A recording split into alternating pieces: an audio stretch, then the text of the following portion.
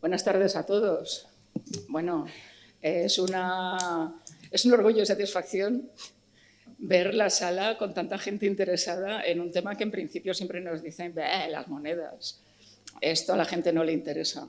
Pues sí que interesa y además es la primera conferencia que abre la nueva temporada de actividades del museo, así es que estamos todos encantados de que estén todos aquí hoy. Hoy tenemos para abrir este nuevo curso a Enrique García Vargas, que es catedrático de Arqueología de la Universidad de Sevilla y que yo le tengo que llamar Enrique porque no me sale llamarle el profesor García Vargas ni nada porque nos conocemos desde que éramos pequeñitos, casi. No teníamos canas ninguno y estábamos en una excavación en Montebolín, en Sevilla. Así es que Enrique tiene una larga trayectoria. Esto queda fatal decirlo, la verdad. Sí, porque te hace como viejo. Tanto en arqueología de campo como en distintas investigaciones centradas en el estudio de la cultura material, sobre todo del mundo romano en la antigüedad tardía y sobre todo en las ánforas y todo lo que se puede extraer de su estudio, tanto en aspectos relacionados con la economía, las transformaciones económicas y sociales, la imagen de las propias ciudades y la implantación territorial de los centros. Desde que éramos jóvenes, él era el de las ánforas y yo era la de las monedas. Así es que no les puede extrañar que haya dirigido excavaciones relacionadas con los alfares romanos, por ejemplo, en el Gallinero, que está en Cádiz, las Delicias en Sevilla y el Mohino en Córdoba. También ha estudiado las ánforas de los alfares de Puente Melchor en Cádiz y del Hospital de las Cinco Llagas en Sevilla. También es responsable del estudio de los rótulos pintados en las ánforas de la oficina del Garu en Pompeya, que lo de Pompeya siempre además da mucho caché. Ahí reproducimos el Garum a partir. Y han reproducido el Garum a partir de aquello, que está en la tienda, por si alguien se anima. Y bueno, también se ha movido en otras líneas, como la arqueología urbana, pues casi se puede decir que ha sido el destino el que le ha llevado a su línea actual, que es ser el investigador principal de este proyecto centrado en el estudio del tesoro de Tomares, que, como recordarán, son unas 53.000 monedas almacenadas en 19 ánforas de aceite de la Bética. La exposición, que ya seguro que conocen, y si no la conocen, pues les emplazo a que se pasen por allí, ha sido un gran éxito. Hasta el día de hoy han pasado por allí 42.237 visitantes. Para el museo es una gran satisfacción que haya tenido esta acogida, sobre todo teniendo en cuenta que es un material que siempre ha sido considerado difícil de exponer y de explicar. Y bueno, y sin más, les dejo con el protagonista y con Cecas, Emperadores y Economía, el tesoro de Tomares en el contexto de la época tetrárquica. Quería decir que te estaba diciendo que quería agradecer al Museo Arqueológico Nacional, a la Junta de Andalucía, al Museo Arqueológico de Sevilla, que son los que me han invitado para estar aquí en esta conferencia sobre las novedades que acompaña la exposición sobre las novedades arqueológicas en España. Y en esta entra el Tesoro de Tomares, que es una gran novedad y un gran hallazgo arqueológico, como seguramente ustedes ya han visto en la exposición. Acompañando esa exposición fantástica, pues vino en su día una mesa redonda con cuestiones técnicas del tesoro y ahora pues viene para cerrar este pequeño ciclo dedicado casi 10 años después de su hallazgo al Tesoro de Tomares, pues se me invita a dar una conferencia general de contextualización del tesoro, ¿no? De investigación general sobre el tesoro. Algo así como todo lo que usted siempre quiso saber sobre el tesoro y nunca le dejaron preguntar. Yo les dejaré que me pregunten todo lo que quieran menos una cosa, que es ¿por qué no lo recuperaron? Que es lo único que no sabemos ni sabremos nunca. Saben ustedes que un tesoro es una ocultación normalmente de objetos valiosos, pero en numismática, donde se le llama también tesorillo. Lo que pasa es que este es un poco sarcástico llamarle tesorillo porque tiene 53.000 monedas, pero se indica una ocultación de un cierto número de monedas, un número elevado de monedas, por cualquier razón que se esconde y luego no se recupera, y no lo recuperan hasta muchos años después los arqueólogos. Esa es la gran pregunta siempre que flota sobre los tesoros monetales. ¿Por qué no lo recuperaron, no? Hay veces que es Fácil decirlo, bueno, porque era una época de guerra y la persona que lo escondió, pues feneció en esa guerra y no lo pudo recuperar. Pero el tesoro de Tomares no está ni en un sitio problemático, ni en un sitio conflictivo, ni con problemas sociales, y entonces no sabemos realmente la causa de su no recuperación. Que agradecemos los arqueólogos, bueno, algunas veces maldecimos, porque cuando tienes que catalogar 53.000 monedas, piensas, ojalá no lo hubieran encontrado nunca.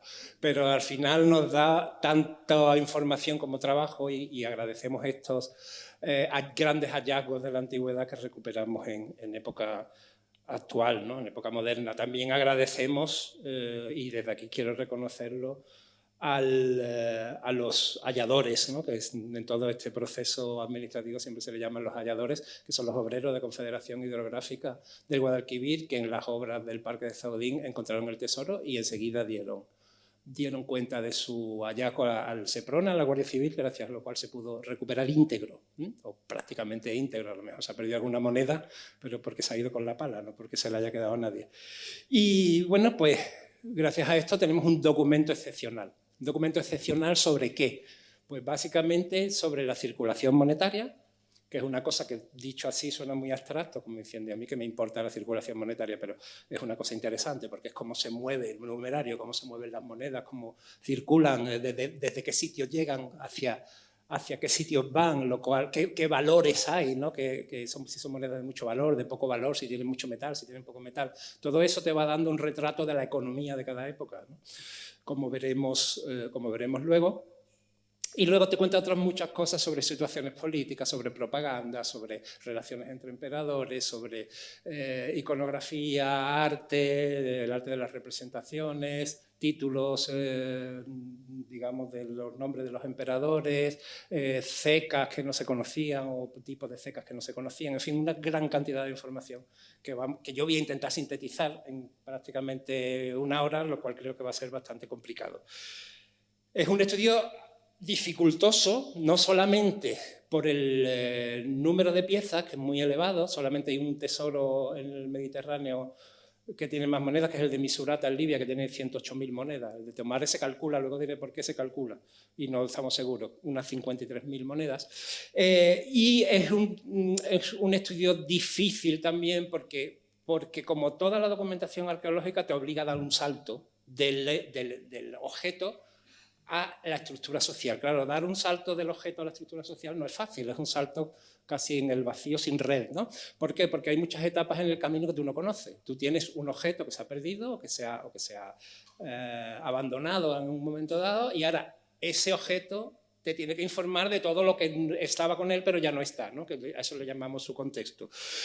Por poner un ejemplo, es la primera imagen en mi vida que he reproducido con inteligencia artificial y agradezco a Copilot que me haya hecho esta imagen tan chula, la de la derecha, la de la izquierda es una imagen del tesoro de Tomares. Es algo así como si hoy encontráramos eso, un recipiente lleno de decenas o de centenas de monedas de euros de todos los países, de todos los años, de todas las emisiones, y a partir de ahí quisiéramos saber la economía internacional. Dice, bueno, o la economía europea, pues es imposible, ¿no?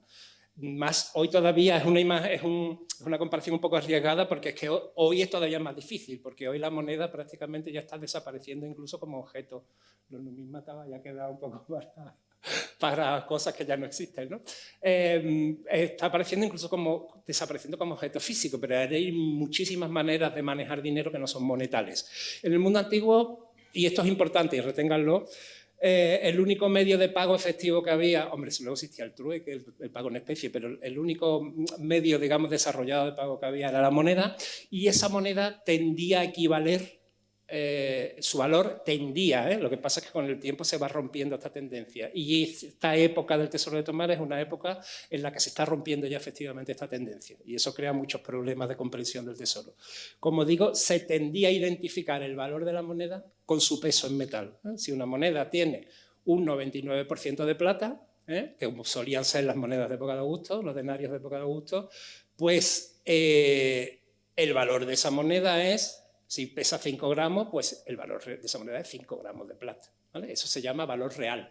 Y en general, durante todo el mundo antiguo, las monedas han tendido a que su valor real fuera de su contenido en metal. Pero luego hay otra cosa que es con la que nosotros ya estamos acostumbrados a trabajar, o a enfrentarnos cada día cuando nos enfrentamos a monedas y a billetes, y que los antiguos no lo acababan de asimilar, y el Estado estaba muy interesado en que la gente entrara por ese aro, pero la gente no entraba por ese aro, la gente no creía en el dinero, la gente creía en los dioses y tal, pero en el dinero no creía, al revés que nosotros, que creemos en el dinero, pero no creemos en los dioses y en Dios. Y la gente no entraba por el aro de admitir una moneda con un valor inferior a su valor real. Por ejemplo, por poner un ejemplo, Sextilio Severo es el primero que da el paso, que es muy arriesgado en su época, de hacer un denario con la mitad de cantidad de plata. Y obliga al público, o intenta obligar al público, a admitir ese denario que ahora tiene la mitad de cantidad en plata, pero que sigue valiendo el peso antiguo, o sea, que sigue teniendo el valor de como si fuera completamente en plata. Y eso es lo que nosotros llamamos el valor nominal. El valor facial también, porque es el que pone en la cara de la moneda o el billete. Esto vale tanto, ¿no? Nuestros billetes no valen nada, sin embargo pone 50 euros, ¿no? No sé si recordáis cuando, los que tengáis mi edad más o menos, cuando éramos pequeños, que ponían los billetes, el Banco de España pagará al portador 1000 pesetas. Y yo le preguntaba, padre, papá, ¿esto qué significa? Y me decía, pues que si tú llevas el billete, el Banco de España te da 1000 pesetas en oros, ¿no? Dice que es una cosa así de chiquitita. Pero era el valor real, el billete estaba respaldado por el oro, ¿no? Hoy, desde Nixon, ya no hay respaldo de oro, aunque paradójicamente cada vez compramos más oro porque no nos fiamos en el fondo de todo esto. Ese valor nominal es un valor que los antiguos conocían, pero el público en general no estaba muy dispuesto a admitir, aunque al final lo tiene que admitir, pues, como siempre, porque el Estado le obliga, ¿no? Bueno, estoy adelantando muchas cosas, pero son nociones básicas que muchas veces los que trabajamos en historia, en arqueología, en numismática, pensamos que todo el mundo maneja y no todo el mundo maneja porque no tiene por qué manejarlas, ¿no? Entonces conviene explicarlas un poco antes de meternos en problemas económicos más profundos. El objetivo de todo esto que estoy diciendo es que la diferencia, digamos, entre un tesoro de monedas de hoy es que prácticamente son monedas absolutamente fiduciarias. Muchas veces vale incluso más hacer la moneda, físicamente vale más que lo que vale la moneda en metal. Y en el mundo antiguo la tendencia es que la moneda valga su peso en metal. Digo la tendencia, porque a partir del Tesoro de Tomares, a partir de esta época, veremos que esa tendencia se ha roto. Y el Tesoro de Tomares ha roto ya esa tendencia. Por adelantar otra cosa, las monedas del Tesoro de Tomares tienen como un 4% de contenido en plata, cuando deberían tener como un 100%, y tienen un 4%. ¿Por qué? Porque el Estado no tiene ya plata para monedar tanta moneda. Necesita mucha moneda para pagar ejércitos, para pagar administración, y no tiene plata suficiente. Empieza a tener oro, y eso será importante, pero plata suficiente, que es lo que es el metal más ágil, el que el comercio funciona mejor, no tiene. Entonces lo que tiene que hacer es reducir el contenido en plata de las monedas. Con Sextimio Severo ya les he comentado que se reducen al 50%, con Diocleciano se reducen teóricamente al 5%, o sea, 10 veces menos, que ya no hay plata. ¿Qué hace el Estado romano? Darle lo que les llamaban antes, que ya ni siquiera lo hacen eso los Estados, darle a la máquina de hacer billetes, de imprimir billetes, pues da a la máquina de acuñar moneda y con la misma cantidad de plata pues saca 20 veces más moneda. ¿Por qué? Porque las monedas tienen muy poquita plata. Eso pasa por convencer a la gente que esas monedas siguen teniendo un valor alto aunque ya no tengan plata. Claro, la gente no se convence y lo que hace es que los precios suben. Oye, si la moneda de plata tiene menos plata, pues las cosas valen más caras. Si tú me vas a dar una moneda que tiene la mitad de plata para comprarme lo que te vendí ayer, pues por una moneda que tiene el doble de plata, pues hoy me tienes que dar 2 monedas porque esa moneda tiene la mitad de plata. Y entonces van subiendo los precios. Y esto es un problema económico brutal. El Estado, de alguna manera, bueno, la gente lo sabe y no lo sabe. Hay gente que lo sabe, en general es una cosa que no está oculta, pero el público, así a nivel ideológico, espera siempre recibir una moneda de plata que sea de plata. ¿Qué hace el Estado? El Estado lo que hace es, lo estuvimos hablando ayer, un procedimiento que es el blanqueo de la moneda, que es por un procedimiento que no conocemos técnicamente bien todavía, que estamos experimentando en el Tesoro de Tomares, que parece que tiene que ver con la amalgama de mercurio, con el empleo de mercurio en la aleación de la moneda, con un sistema que ya digo que estamos investigando, pero nuestras máquinas tienen un umbral de reconocimiento de mercurio muy alto, así tiene un error de 0,5%.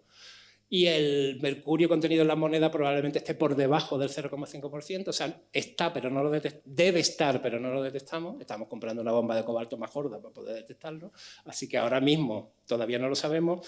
Bueno, con un sistema probablemente que tenga que ver con el mercurio, con otro procedimiento térmico o mecánico, o todos combinados, lo que se hace es que se consigue que la poca plata que tiene la moneda emerja a la superficie. Y son monedas blanqueadas, son monedas plateadas en superficie, pero que dentro no tienen esa cantidad de plata. Todo esto son características de la numismática y de los estudios económicos de la antigüedad tardía que no se dan en la antigüedad clásica, podemos decir, en los siglos anteriores, donde el suministro de plata era abundantísimo y donde había cierta liquidez del Estado. En este momento el Estado empieza a tener verdaderos problemas económicos. Todos hemos estudiado en el instituto, aunque sea la crisis del siglo III, ¿no? Y en gran parte la crisis del siglo III, antes se decía, en la época de Gibbon, en el 18, que eran las historias morales, los cristianos y los bárbaros que corrompen el imperio, que no hay dinero, que se acabó el petróleo, diríamos hoy, ¿no? Y entonces las minas se agotan, o se agota la capacidad técnica para poder explotarla. La plata sale fundamentalmente fuera de la frontera del imperio en dirección a China, donde se compran millones de denarios en valor de especias y productos de lujo, y la plata va desapareciendo de los circuitos monetales y se van creando verdaderos problemas de liquidez. Todo esto que yo estoy contando un poco a cascoporro, un poco mezclando todas las ideas para hacerles un contexto global, todo esto tiene que ver con el Tesoro de Tomares. O dicho de otra manera, el Tesoro de Tomares, al contrario, tiene que ver con todo esto. Nos puede ilustrar sobre todas estas cuestiones, sobre las dinámicas económicas a través del conocimiento de la moneda. ¿Por qué? Porque a diferencia que en la actualidad la moneda es un elemento de pago en la antigüedad bastante más aproximado a la economía real que en nuestros días.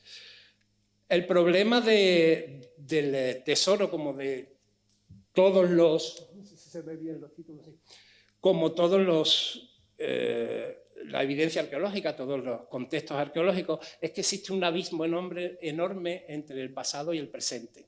Del pasado nos llega una parte muy pequeña de la cultura material, que es la que nosotros estudiamos, pero nos vemos obligados a tener que reconstruir el resto. Fíjense ustedes aquí, por ejemplo, donde yo he representado con no demasiada fortuna una imagen de un relieve del Museo de Trieste, no sé si se ve el ratón, sí, donde se representa una imagen de la vida cotidiana, un cambista cambiando moneda, y lo que tenemos en la actualidad son conjuntos de moneda enterrados, por ejemplo el Tesoro de Tomares. Entre esa vida, que dice que procesos del pasado, dinámicas, modos de vida, lo que sucedió, la vida social, de todo eso no nos ha llegado más que ruinas, piedras, cerámica, el mundo de los arqueólogos, ¿no? Los de arqueología clásica y tardoantigua tenemos la suerte de que también nos ha llegado bastantes testimonios escritos.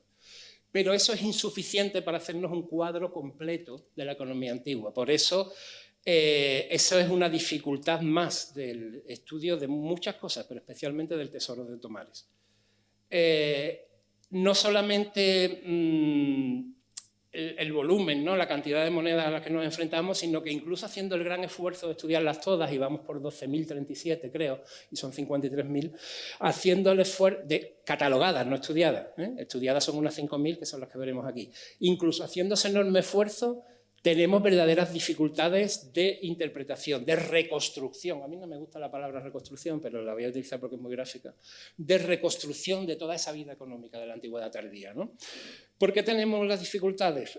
Esas dificultades añadidas, porque las fuentes con las que contamos para arropar en nuestra documentación de estudio del Tesoro de Tomares son muy escasas, son muy fragmentarias, son de diversos tipos y son incluso contradictorias entre ellas, porque muchas veces fuentes de distinto tipo se interpretan mal e incluso se llegan a contradecir, ¿no?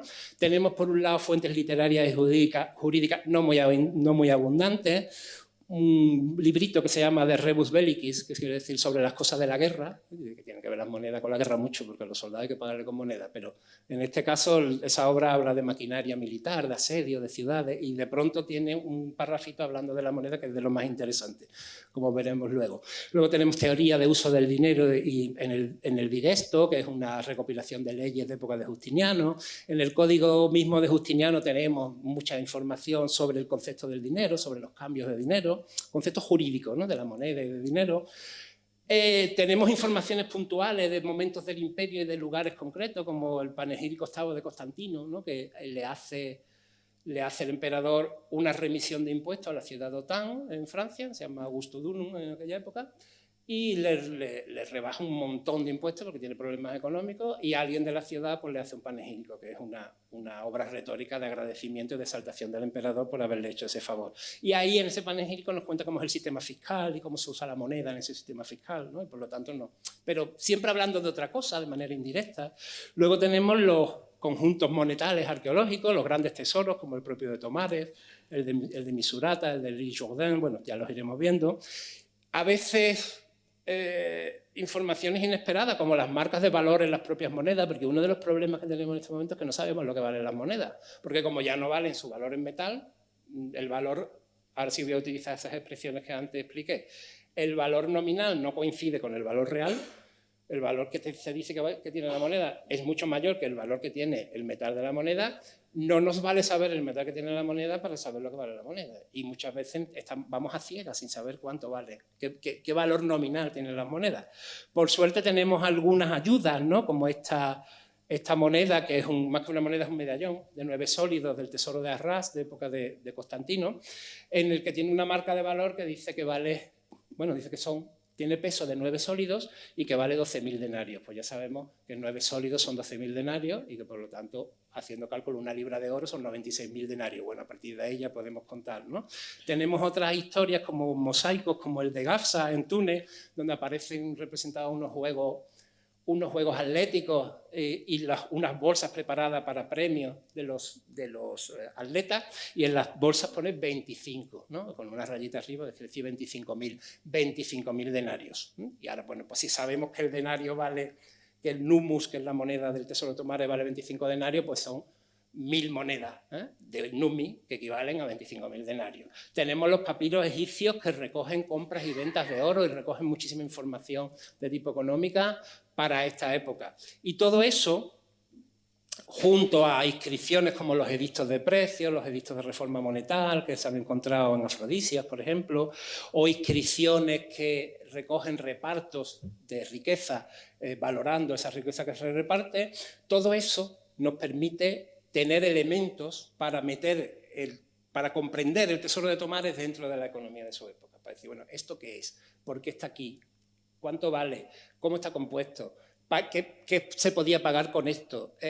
¿Para qué operaciones se emplearían estas monedas? Todo eso podemos empezar a hipotetizar, a pensar que lo vamos a responder gracias a esta fuente, pero fíjense ustedes que fuentes más absolutamente dispersas y fragmentarias. No son fuentes estadísticas, no son fuentes de oficinas estatales que están encargadas de retratar la economía a partir de índices que, como estamos ahora acostumbrados, que se publican todas las semanas, no son índices de bolsa, no son tablas de valores estadísticos, sino que son cosas sueltas, una inscripción de un mosaico, una moneda que tiene un 12, un papiro que aparece en Egipto porque allí se conserva muy bien, que dice que un señor pagó no sé cuánto dinero y le dieron no sé cuánto oro, y con esas 4 mimbres tenemos que hacer el cesto de la economía tardoantigua y encima meter el tesoro de Tomares dentro de ese cesto, que ya es bastante grande como para encima tener que meterlo en un cesto tan estrecho, porque lo conocemos muy mal.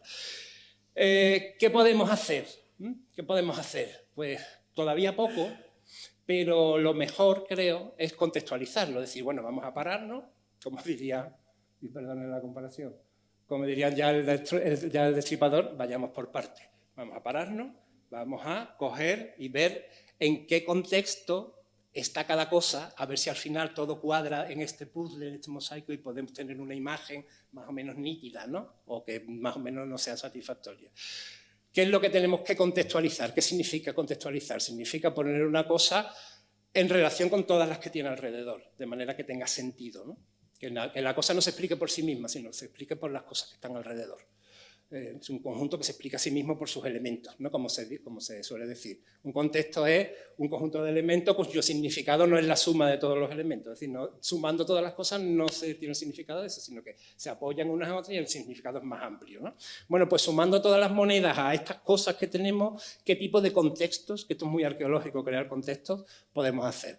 Pues podemos hacer un contexto espacial, que es el hallazgo en sí mismo, un contexto geográfico, el lugar del hallazgo, a ver si eso nos dice algo sobre el uso de ese tesoro, la estructura interna del propio tesoro, cómo está compuesto, qué monedas tiene, de dónde proceden esas monedas, cuándo han sido acuñadas, quién las ha acuñado. El contexto a escala imperial, es decir, su comparación con otros tesoros de la misma época y de una cantidad más o menos análoga de monedas, y finalmente el contexto superior, el contexto más alto, que es el contexto económico, el contexto histórico, el contexto general, ¿no? Que aquí yo lo he llamado moneda, metal y economía, como yendo de lo más bajo a lo más alto. Por la moneda llegamos al metal y por el metal. La economía antigua es una economía muy metalizada, es decir, que los valores funcionan mucho en referencia a pesos de metal, ¿no? Pues por el metal podemos llegar a la estructura de la economía antigua. Ese mapa que tienen ahí es el mapa de las 16 lugares que en esta época, 16 son, sí, luego aparecen 13 más, pero en esta época hay 16 que están produciendo moneda. Es decir, hay muchos sitios que están produciendo moneda. En época clásica, en época de Augusto, solo había 2 cecas. Bueno, había las cecas provinciales, pero esas emitían a escala local, pero a escala imperial había la ceca de Roma, que tenía que surtir a todo el imperio, y excepto a Oriente, que tenía, o Grecia, tenía su funcionamiento. Una de las cosas que he aprendido yo que en el mundo antiguo nunca puedes decir siempre, siempre hay una excepción, ¿no? Pero bueno, en general, la ceca de Roma abastece a todo el imperio y la ceca de Lyon, antigua Lugdunum, es una ceca que apoya a la ceca de Roma, pero es casi como una sucursal de la ceca de Roma. A partir del siglo III, como hay que hacer muchos pagos de moneda a muchos cuerpos de ejército situados en muchos lugares diferentes, lo que se hace es que se colocan cecas, que se colocan casas de moneda, casas fabricantes de moneda, en todos esos sitios que tienen ahí. El tesoro de Tomares tiene moneda de todos esos sitios. Tiene más monedas de sitios más cercanos y menos monedas de sitios más lejanos, lo cual también es un dato interesante. Bueno, pues esa gran variedad, esa enorme variedad que tiene la economía tardoantigua es la que nos obliga a ir poco a poco, desde lo más pegado a la tierra a lo más pegado a las nubes, viendo qué nos va a decir el tesoro de Tomares sobre la economía antigua. El lugar y el momento del hallazgo son conocidos en general porque tuvo una trascendencia importante de prensa y de medios de comunicación. Ha tenido luego una importante trascendencia también en publicaciones. Bueno, hace un par de años en esta misma sala estábamos los miembros del equipo asistiendo a la entrega de los premios PALARC de Paleontología y Arqueología Nacionales, en los que fuimos finalistas. No ganamos ese año, pero estábamos entre los 6 proyectos finalistas. Entonces ahí también, a partir de ahí se publicó una monografía de National Geographic donde se explica el tesoro. Luego hay multitud de vídeos, de libros de divulgación, de artículos científicos, exposiciones, que algunas ya han pasado, otras como las que está todavía en este museo, estas conferencias que han ido pues, haciendo un poco difusión, ¿no? del tesoro de Tomares. Y por eso, bueno, pues ya es relativamente familiar, que apareció el 27 de abril de 2016, bueno, no todo el mundo sabe, que tampoco importa, pero más o menos tiene idea que hace unos años, ¿no? Y que era un cúmulo importante de monedas que estaban dentro de ánforas que aparecieron de forma fortuita en el olivar de Zaudín, en el municipio sevillano de Tomares. Un tesoro que llegó rápidamente al museo, donde, bueno, zafarrancho de combate, se recogieron muchas monedas, porque eran 19 ánforas, pero la pala mecánica que estaba haciendo la zanja rompió bastantes de ellas, rompió 10, aunque 2 las rompió parcialmente y 8 las rompió completamente, y aquello fue como una lluvia de monedas, una cosa espectacular. Y bueno, pues enseguida vino el SEPRONA, enseguida hubo una excavación de urgencia, las monedas se trasladaron al museo y a partir de ahí empieza la gestión museística mejor, y arqueológica del tesoro, con un equipo que se forma de la universidad, del museo, que nos permite ir poco a poco haciendo proyectos que siempre son insuficientes monetariamente, en este sentido económicamente. Hemos tenido un proyecto de investigación de la Junta de Andalucía y 2 del Estado, de I+D, pero, por ejemplo, la Consejería de Cultura de la Junta de Andalucía nunca se ha gastado un duro físico, ¿no? en subvencionar o pagar para el estudio del tesoro de Tomares. De manera que las dificultades son muchas, pero mal que bien lo vamos llevando adelante. El tesoro aparece en el Aljarafe, que es una comarca, se dice incluso en los folletos, ¿no?, que hemos repartido.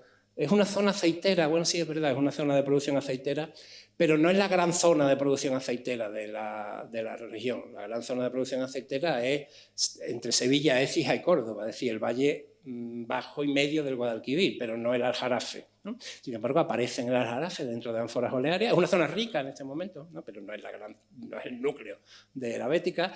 Y sabemos que la vaguada del Zaudín es una zona bastante fértil, regada hasta hace poco por una serie de arroyos que le daban bastantes posibilidades agrícolas, aunque hoy, lo tienen ustedes a la derecha, está prácticamente urbanizado, ¿no? El 90% del término municipal de Tomar es casco urbano, ¿no?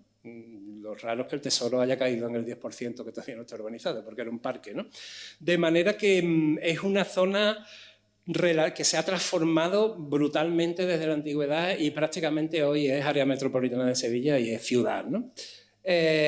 A pesar de los cuales, bueno, pues los trabajos de investigación de los últimos años, al hilo de esa misma urbanización rápida, han ido definiendo una serie de yacimientos que para el siglo III y IV conocemos muy bien, ¿no? El Tesoro aparece aquí en el Zaudín Bajo, ¿no? Y hay una serie de yacimientos cercanos que son grandes aglomeraciones rurales, son grandes explotaciones rurales, como son las características de esta época, ¿no?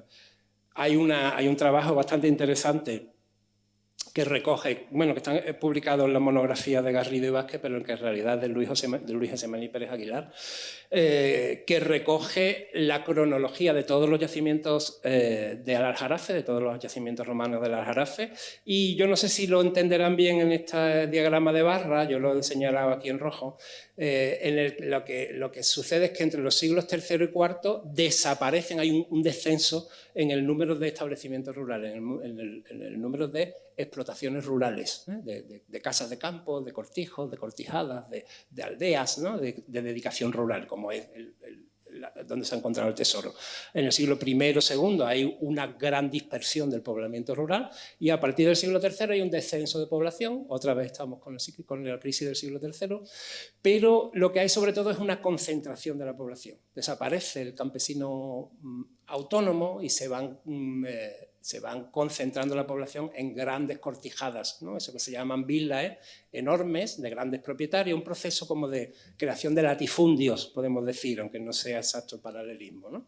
Eso se ve mucho mejor en este gráfico, donde la región de los yacimientos del Aljarafe están en azul, los del medio Guadiamar, que es el río que pasa por allí, están en rojo, y los del Valle del Guadalquivir en general están en amarillo.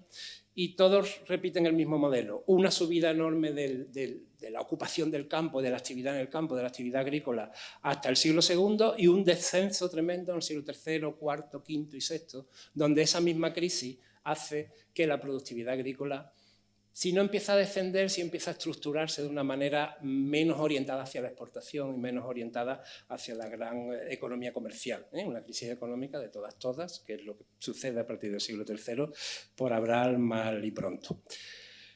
El sitio donde aparece el tesoro de Tomar es uno de estos grandes cortijos, ¿eh? Una de estas grandes villas que se caracterizan, bueno, se hizo una prospección georradar, que saben que ustedes que es como una especie de radiografía que se hace del terreno sin necesidad de excavar, por imágenes generadas a partir de pequeñas ondas sísmicas que un radar recoge, ¿eh?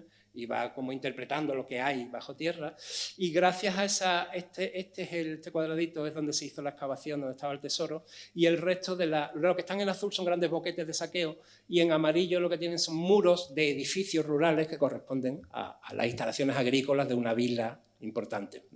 Esto es importante, que un tesoro con esa riqueza esté en el medio rural y esté enterrado en el sector agrícola, de una cortijada rural, a la hora de interpretar cuáles son las causas de ocultación y para qué servía ese dinero, pero eso vendrá al final, por eso primero quiero ir poniendo las piezas del puzzle y luego reconstruirlo. La excavación, bueno, esta es la prospección, que llovía aquellos días de una manera brutal, y hubo partes que no se pudieron prospectar.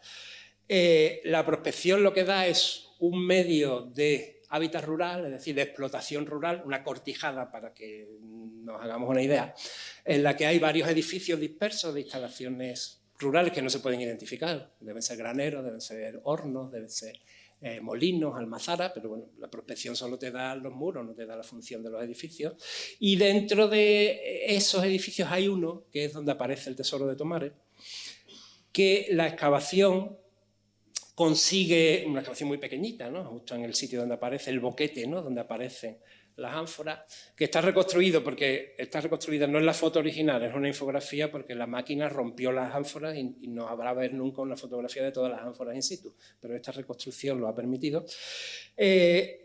Gracias a la excavación sabemos que estaba debajo del suelo del porche de un granero. ¿Por qué sabemos que es un granero? Bueno, pues este muro que tiene aquí un refuerzo, una especie de contrafuerte, es el típico, y este pilar que sostiene la techumbre es la típica estructura de un granero rural, de un hórreo para el almacenamiento sobre todo de cereales, y luego hay unas columnitas que hacen un porche y esta cosa blanca es un suelo de cal, que luego tendría encima un suelo de ladrillo, que está cubriendo el tesoro, es decir, está oculto intencionadamente, en un sitio donde nadie puede imaginar que hay un tesoro, ¿no? Ustedes van a una casa de campo y entran en un granero y no se pueden imaginar que debajo del suelo de la entradita hay 53.000 monedas escondidas. Eso lo mismo le pasó a los contemporáneos del tesoro. El granero se construye en el siglo II, el tesoro se oculta a principios del siglo IV y a principios del siglo VI, como 200 años después de haberse ocultado el tesoro, alguien empieza a desmontar el granero, empieza a desmontarlo porque empieza a coger los ladrillos y las piedras para construir otra cosa, empieza a sacar material de aquello que ya no estaba en uso para construir otro edificio. Lo desmonta entero y no encuentra el tesoro, porque no se le ocurre llevarse la cal, porque la cal no se puede reutilizar, entonces no levanta el suelo de cal, levanta todos los muros, las columnas, se lo lleva todo, deja los cimientos y el suelo, pues debajo del suelo estaba el tesoro. Esto lo que indica es lo bien oculto que estaba, entonces es verdad que es un tesoro que está oculto con intención de que nadie lo encuentre, como de hecho no lo encontró nadie, incluso 200 años después de haberlo ocultado. ¿Qué le pasó al propietario? Moriría. Le dio el Alzheimer de pronto y ya no se acordaba dónde había enterrado el tesoro y no se le había dicho a nadie. Quizás, no lo podemos saber, ¿no? Este tesoro que ya tenemos contextualizado, es decir, ya sabemos que estaba bien oculto en un edificio rural, dentro de una gran propiedad rural, en un área que está que está experimentando nosotros con el tercermundismo andaluz. Esto del latifundismo nos parece una tragedia, por eso digo sufriendo, pero en términos históricos la historia no sufre. Lo que sucede es que se está experimentando un proceso de concentración de la propiedad, ¿no? Lo que llamaríamos latifundismo. En ese contexto social y económico, que todavía es un contexto muy general, ¿no? Pero que algo nos puede ayudar a comprender al tesoro, aparece escondido este tesoro que ahora mismo es un solo tesoro, pero que ahora mismo son como varios lotes, porque se han ido estudiando de forma independiente grupos de monedas del mismo tesoro. Esto es muy corriente en los tesoros que son muy numerosos porque son tan grandes que para estudiarlo hay que seccionarlos, ¿no? Hay una publicación muy interesante que se llama Too Big to be Studied, demasiado grande para ser estudiado, que recoge a todos los tesoros que son tan grandes que es que cuesta mucho trabajo estudiarlo, y entre ellos el de Tomares, ¿no? Y a la hora de seccionarlo, pues lo que tenemos son esos grupos de monedas que tenemos ahí. Tenemos un conjunto de ánforas intactas, de monedas cerradas, o sea, de ánforas cerradas, dos de las cuales tienen ustedes en la exposición, que no se han abierto todavía. Se les ha metido una sondita con unas camaritas para ver lo que tienen dentro y sabemos que son como las demás, que están llenas de monedas de vellón, como esta que se ve aquí en esta imagen que también es de inteligencia artificial. Hay 9 que todavía no se han abierto. Hay 2 que se rompieron parcialmente, la 10 y la 11, y que se han podido excavar, hacer una microexcavación sobre ella y vaciarla. Y luego hay, pues son 19, ¿no? Hay 9 ánforas completas, 2 ánforas semicompletas, son 11, pues 8 que la máquina rompió y no se han podido reconstruir de ninguna manera. Y además las monedas que tenían se han mezclado todas. Son 22.800 monedas, 22.288 monedas, que sabemos que corresponden a 8 ánforas, pero no la podemos atribuir a ninguna completa, porque están fuera de su recipiente, ¿no? Eso es lo que llamamos la colección general.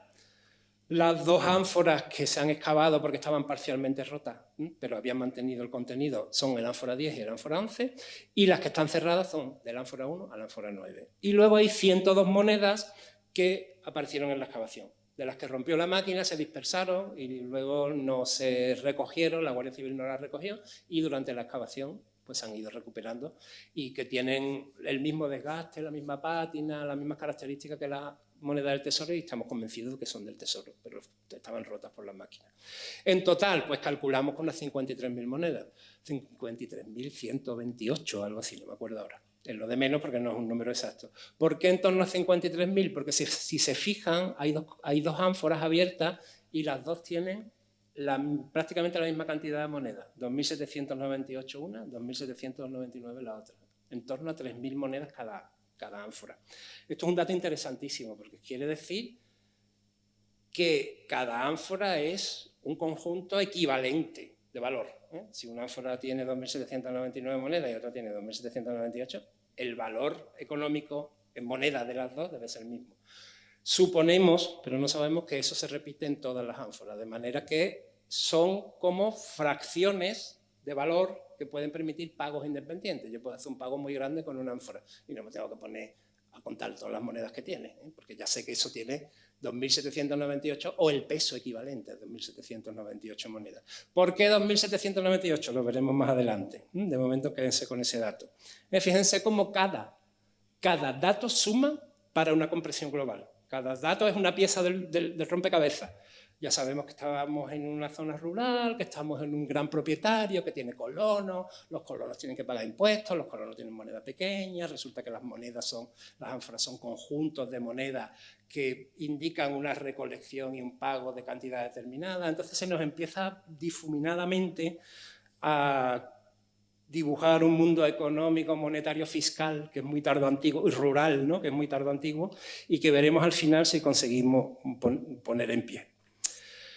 Esto ha pasado por muchas etapas, ¿no? Yo voy a pasar rápido porque yo tiendo a enrollarme, ya llevo mucho tiempo hablando, todavía no he llegado a la mitad. Esto pasa, bueno, pero voy a ir más rápido ahora.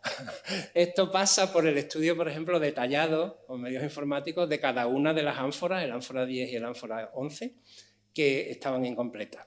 De manera que somos capaces de volver a reconstruir con las monedas, volver a poner en su sitio, porque durante la excavación se ha registrado dónde estaba cada una, se han excavado por capas, y se sabe dónde estaba cada una situada dentro de la ánfora. Esto pasó con el ánfora 11 y pasó también la microexcavación del ánfora 10. ¿Vale? Este estudio, la importancia que tiene es que nos ha permitido saber que las ánforas se rellenaron de una sola vez. No es como una hucha que se fueran echando monedas a lo largo de los años, ¿no? Porque entonces las monedas más antiguas estarían abajo y las monedas más recientes arriba, y no, están mezcladas todas. Hay monedas muy recientes abajo y monedas muy antiguas arriba. Y sabemos además que no se metieron en bolsas, sino que se rellenaron a puñados. Y que además, conforme iban cayendo, el ánfora se iba moviendo para rellenarlas, se iban echando monedas. ¿Por qué? Porque hay monedas, lo ven en esta imagen, ¿no?, que tienen una disposición lateral, como si se hubieran echado arriba, al mover la ánfora caen, van rellenando los huecos y van dejando sitio para el resto de las monedas. Sabemos cosas muy interesantes ya, que cada ánfora tiene en torno a 3.000 monedas, 2.800 podemos decir, y que además se rellenaron de una sola vez y con monedas de todas las épocas. Todas las épocas son de cualquier año, entre 295 y 310, o 294, unos 16 años, desde la moneda más antigua que contiene el tesoro a la moneda más reciente que contiene el tesoro. Todas en circulación en esa época, pero como pasa ahora, algunas son, ¿no?, llevan circulando 15 años y otras acaban de ponerla en emisión el año pasado.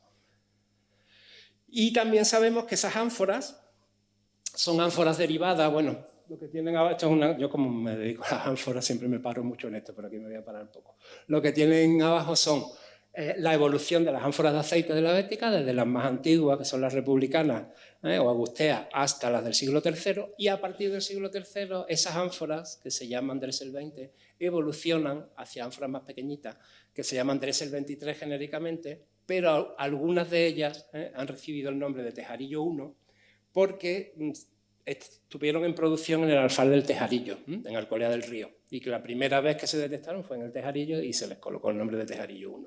Ya sabemos que se hacían en muchos más sitios. Ahora hay un proyecto parcial del proyecto general que estamos analizando las pastas de las ánforas Tejarillo I, del Tejarillo y de otros alfares, comparándolas con las del Tesoro, a ver si somos capaces de saber de qué alfar vienen las ánforas del Tesoro.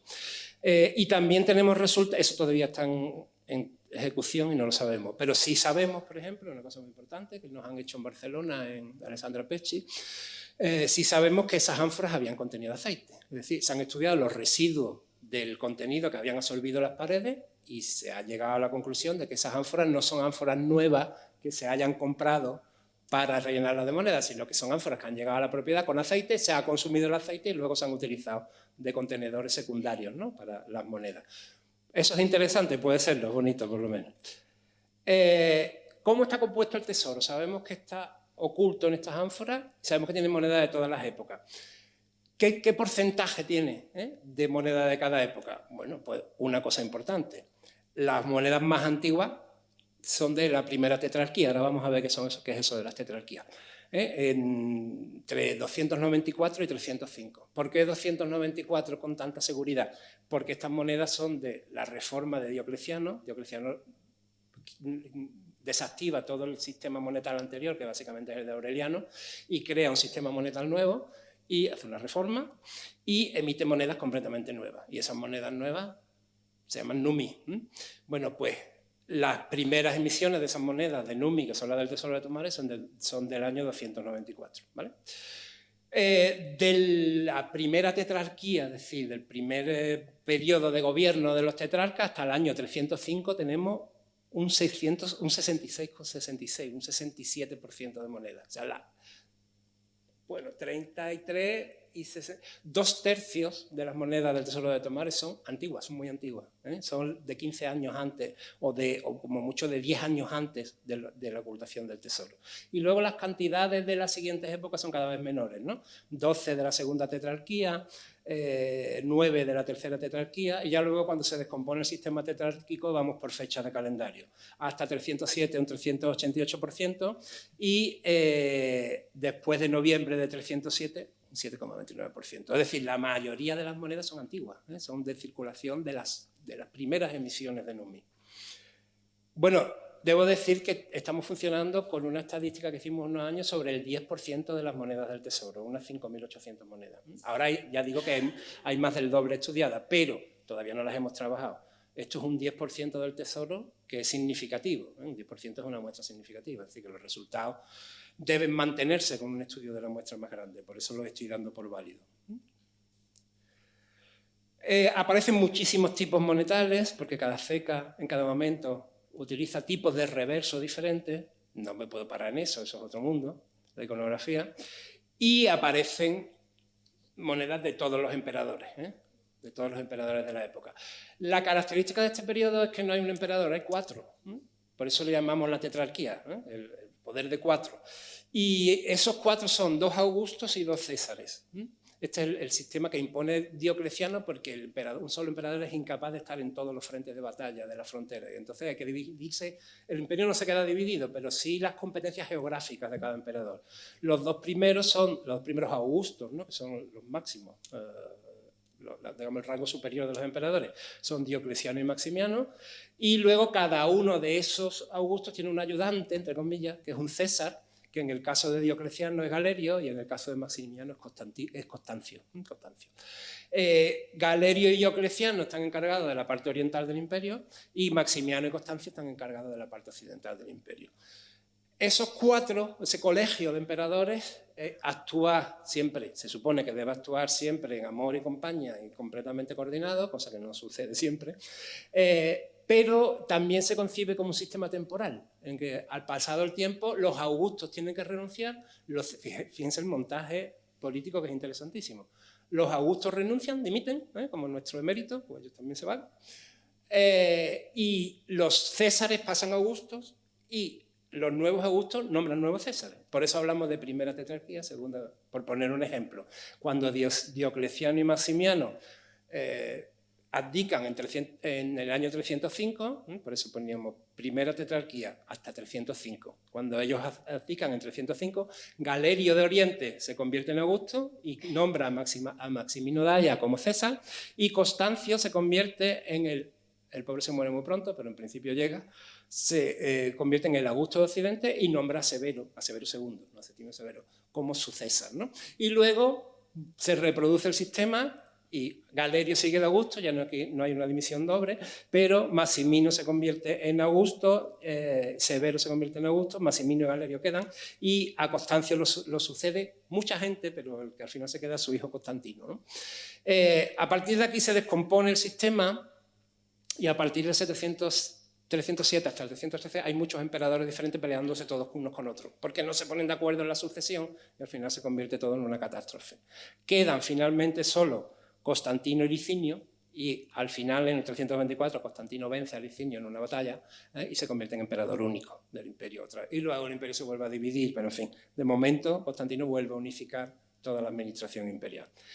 En el tesoro tenemos monedas hasta la tercera tetrarquía, hasta después de la tercera tetrarquía, hasta el año 310. La moneda más reciente es del año 310.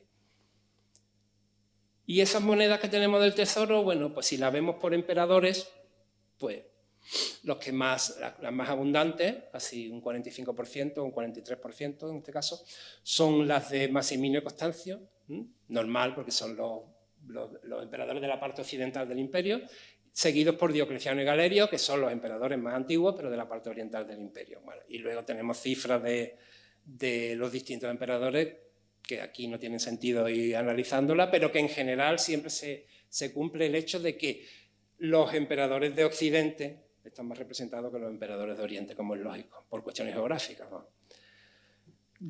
Tenemos hasta 16 cecas representadas en el tesoro, que son todas estas que ven en el mapa. Las más cercanas son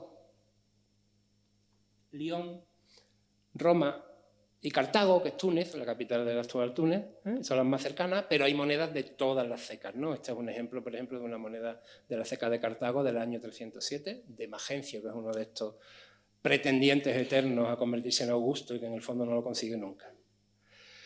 Y luego, si hacemos un estudio dentro del tesoro, pues resulta que las monedas más abundantes, con casi un 20%, son las de Cartago.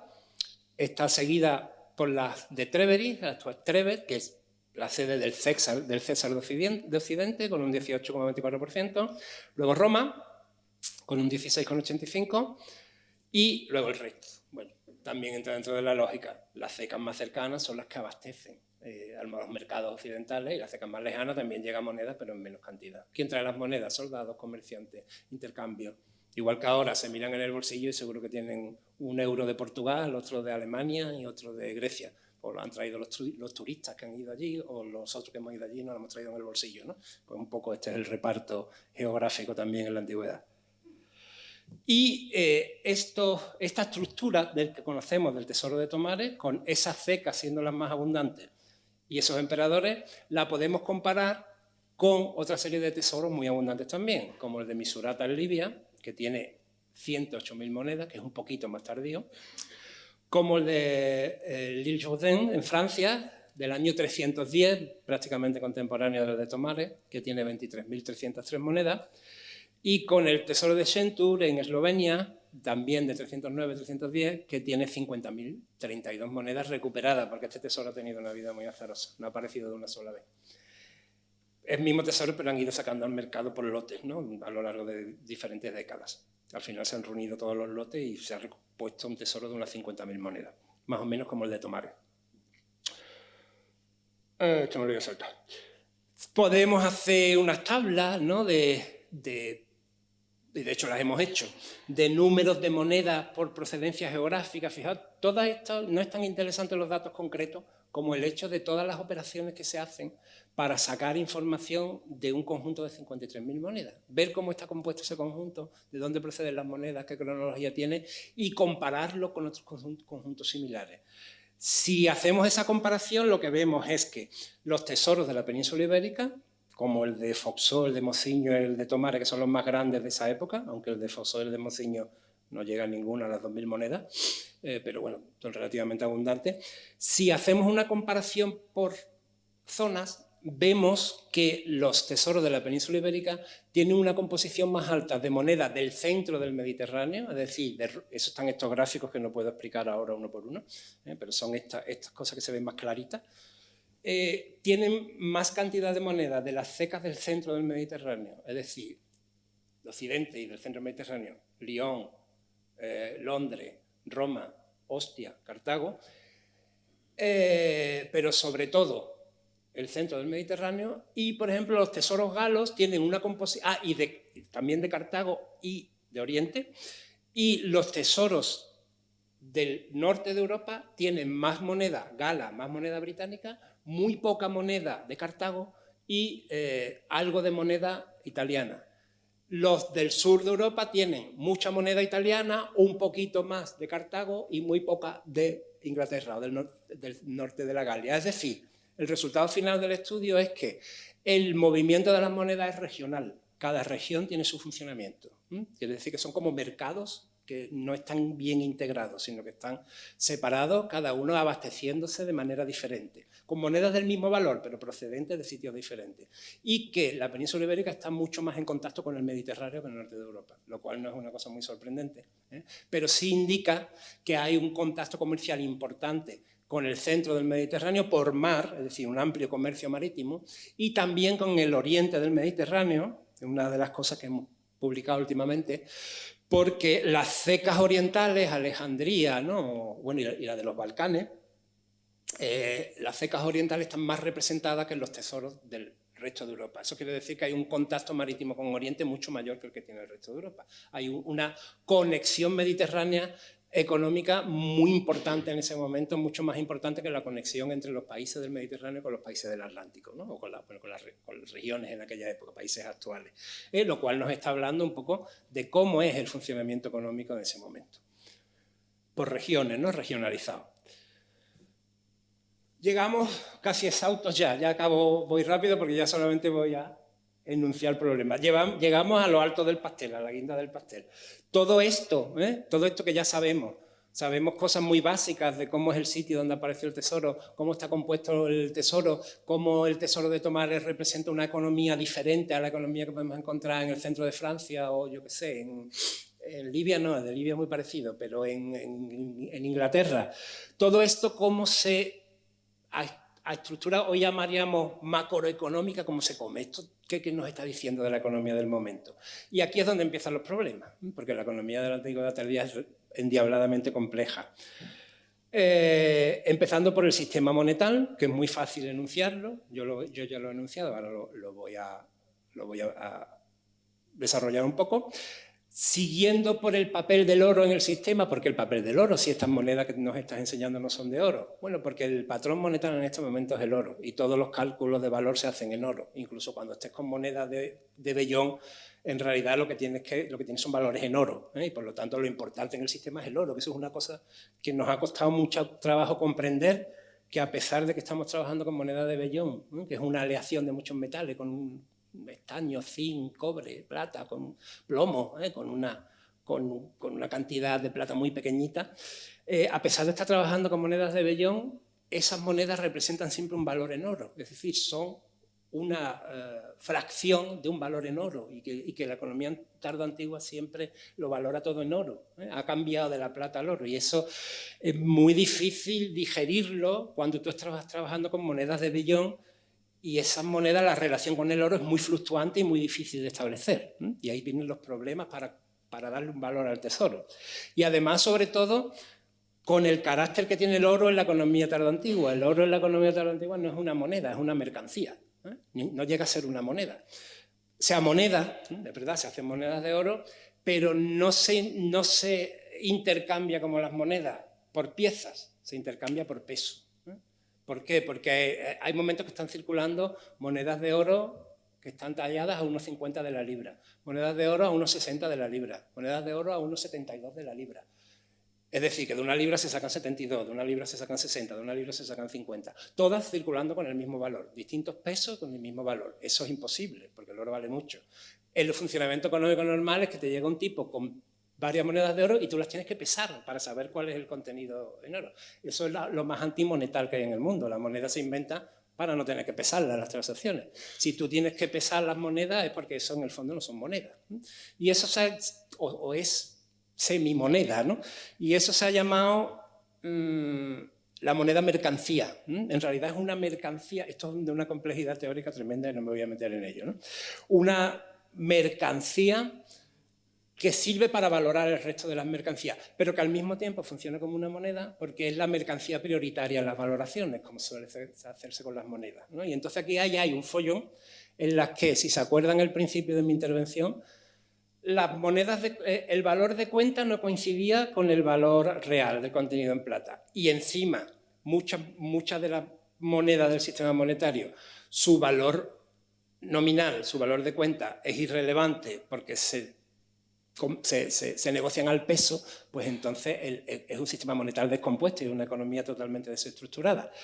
Eso es lo que acabo enseguida. Eso lo que crea es una serie de problemas tremendos para funcionar con la moneda. La moneda crea problemas de inflación, problemas de tasación, de valorar los impuestos que te tienen que dar, porque la moneda no se puede valorar muy bien.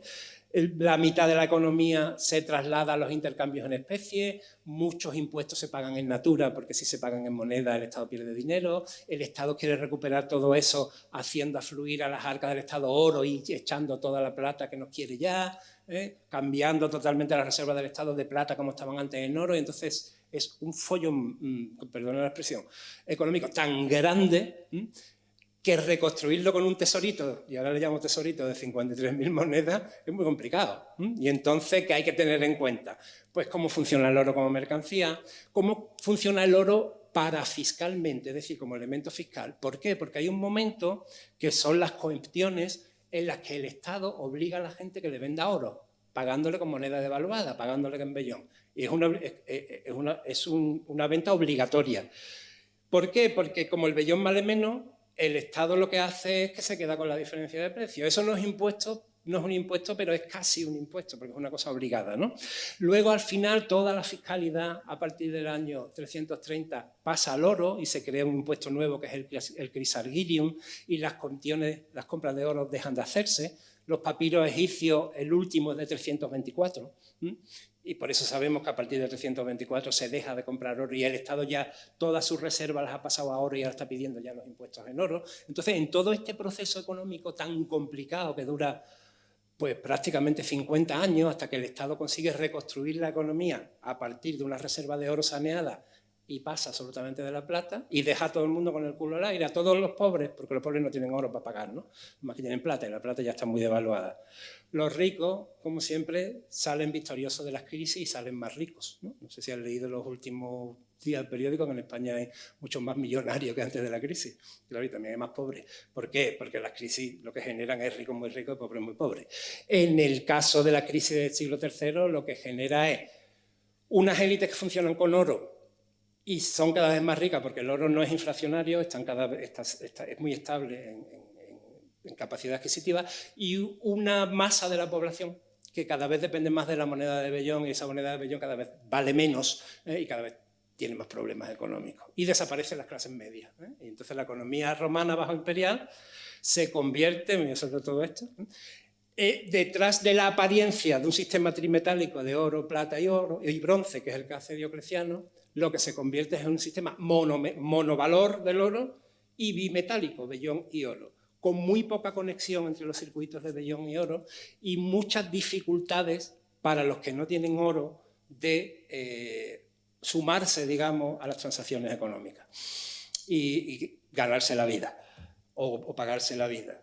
¿Qué sucede aquí? Bueno, pues esto genera una serie de fenómenos sociales, de dependencia, de servidumbre, claro, porque el que no tiene oro y tiene que pagar un impuesto en oro, ¿qué hace? Si tiene monedas de vellón y dice, mira, yo es que no tengo oro, yo tengo el equivalente a ese oro que me piden porque yo tengo que pagar un poquito, porque gano un poquito, pero no lo tengo en oro, lo tengo en vellón. Y le dice el propietario agrícola del que depende, porque es su colono, le dice, bueno, pues tú me lo das en vellón y yo ese vellón lo convierto en oro y se lo doy al Estado en oro. Entonces el propietario recoge de todos sus colonos el impuesto en vellón y con ese vellón él compra oro y el oro lo paga impuestos de todos sus dependientes. ¿Qué está sucediendo ahí? Que se está produciendo un proceso de dependencia personal, en el que, como uno ya no puede pagar sus impuestos, depende del latifundista para sus relaciones económicas con el Estado. Se convierte en un dependiente del latifundista y empiezan ya estoy simplificando y esquematizando tal vez demasiado, ¿no? Pero aquí es la rampa de lanzamiento de lo que será el feudalismo, de lo que serán las dependencias personales, sistemas en los que las personas dependen unas de otras, por cuestiones económicas, por cuestiones financieras y por cuestiones originalmente de tasación, ¿no? De pago de impuestos. Esto sería larguísimo si yo quisiera explicarlo todo de manera correcta, pero se está pasando en un sistema en el que las monedas, y vuelvo al principio, en las que las monedas tienen su valor real, que es el sistema romano, a un sistema en el que las monedas tienen un valor nominal, que es el sistema alejandrino, porque se inventan Alejandría, que no tiene plata, que hace que el funcionamiento económico vaya cambiando radicalmente y que las relaciones entre las personas, de las personas con el Estado y de las propias personas entre sí, cambien socialmente porque el sistema económico de intercambio basado en la moneda ha cambiado radicalmente desde época de Augusto hasta época de Constantino. Y esto lo testimonian dos fuentes literarias que nos explican casi como con un bisturí, y eso que, según dicen, en la antigüedad no existía la teoría económica, pero los dos meten el bisturí y explican lo que pasaba en cada época. Pero yo no lo puedo contar hoy, así que para la próxima conferencia se lo contaré. Básicamente lo que pasa es que estas fuentes lo que nos permiten saber es que en la antigüedad tardía el sistema se ha volcado completamente hacia el oro y ya no existe una posibilidad real de engrasar la economía con valores de plata y de bronce que permitiera a las clases medias estar funcionando a un nivel económico autónomo, ¿no? Y esa sociedad se va convirtiendo en una sociedad cada vez dominada económicamente por las élites, que son las que manejan el oro y las que pueden hacer las compras y las transacciones de grandes cantidades de moneda de vellón a moneda de oro. Voy a intentar... Vale. Para terminar, esta relación que es muy difícil entre el vellón y el oro, si la aplicamos, volvemos al Tesoro de Tomares, si la aplicamos al Tesoro de Tomares, ¿qué valor, este vellón que forman las 53.000 monedas del Tesoro de Tomares, qué valor nos da en moneda de oro? ¿Cómo sería convertido en moneda de oro? Yo digo que es muy complicado porque los precios del oro son muy mal conocidos. Por ejemplo, creo que lo tengo aquí. Tenemos algunas fuentes que nos dicen en cada época cuántos denarios valía una libra de oro. En la parte oriental y en la parte occidental los funcionamientos son diferentes, con lo cual estamos en la parte occidental. Durante mucho tiempo se han hecho los cálculos en la parte occidental como si fuera la oriental, hasta que se han descubierto documentos que indican que la parte occidental funciona de otra manera y que para la época del Tesoro de Tomares una libra de oro en Oriente vale 150.000 denarios y en Occidente vale solo 96.000 denarios. Es decir, que es mucho más caro el oro en Oriente que en Occidente. Bueno, pues sabiendo esto, ¿cuánto vale el Tesoro de Tomares? Esto es una cosa que me preguntan siempre, pero ¿cuánto vale el Tesoro de Tomares? ¿Cuánto valdría el Tesoro de Tomares? Esto es muy difícil de decir por todo esto, ¿no? Pero si hacemos una estimación, lo primero que tenemos que decir es que podemos valorar, debido a esas relaciones problemáticas entre el oro y el resto de los metales, que yo torpemente he estado intentando explicar porque son muy complejas, tenemos dos posibilidades. Una posibilidad de calcular en peso de metal y otra posibilidad de calcular en denarios de cuenta. Es decir, en valor real de metal o en valor nominal, en los que las monedas dicen que valen, aunque tengan menos metal que eso que dice que valen, ¿no? Si hacemos en denarios de cuenta, teniendo en cuenta que cada moneda son 2.798 y que cada nummus que está dentro de la moneda vale 25 denarios, al final el resultado es que tenemos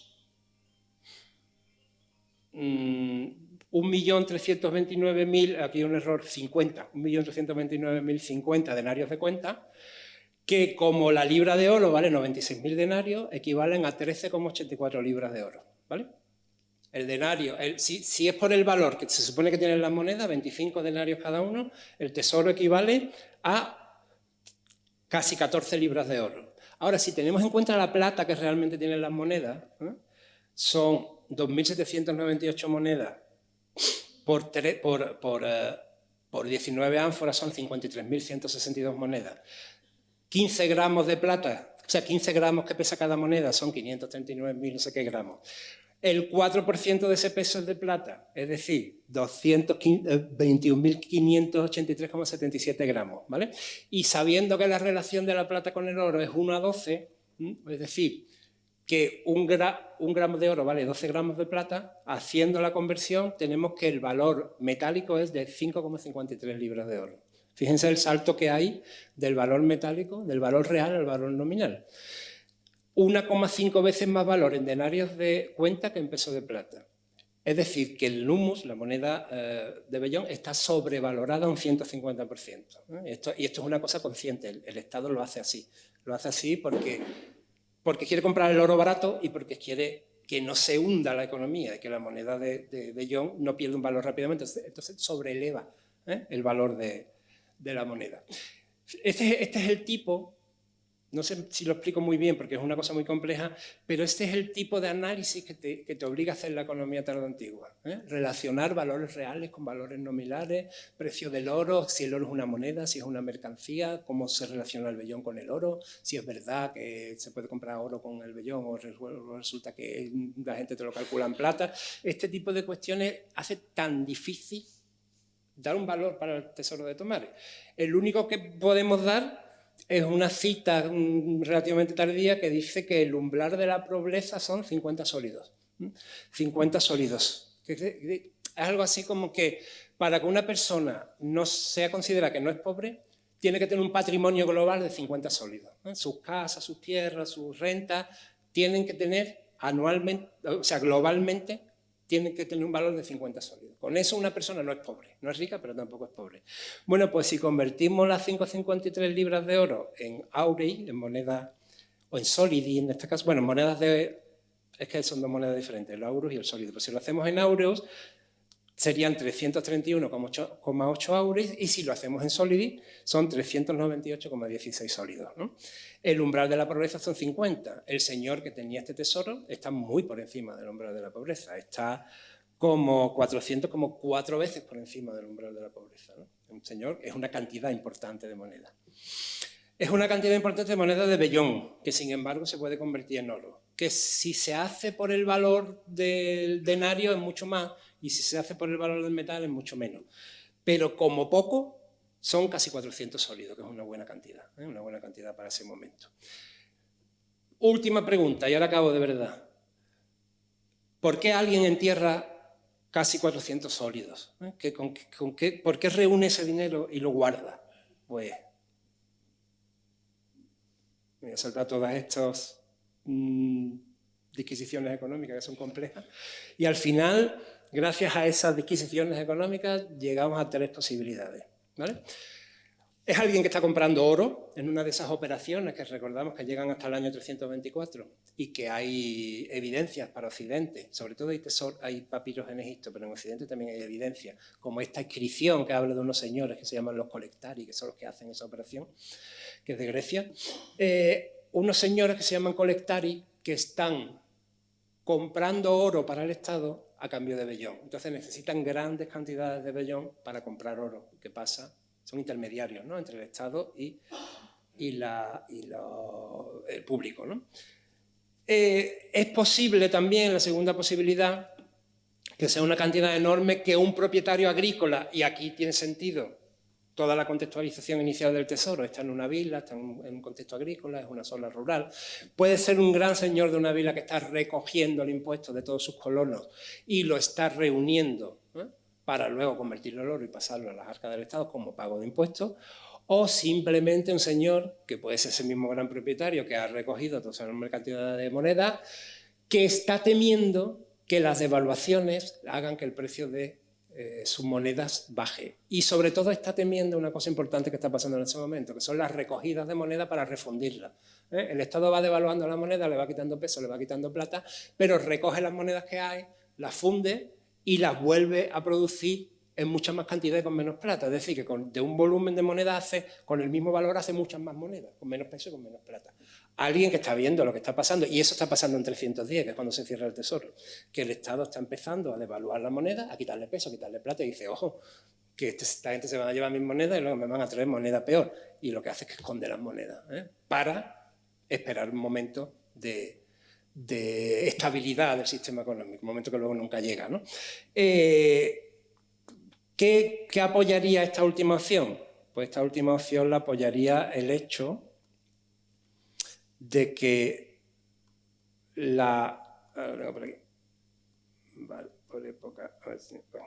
de que la inmensa cantidad de las monedas del Tesoro de Tomares, casi, bueno, mejor otra tabla que tengo aquí más abajo, que es una tabla de pesos de las monedas. Aquí.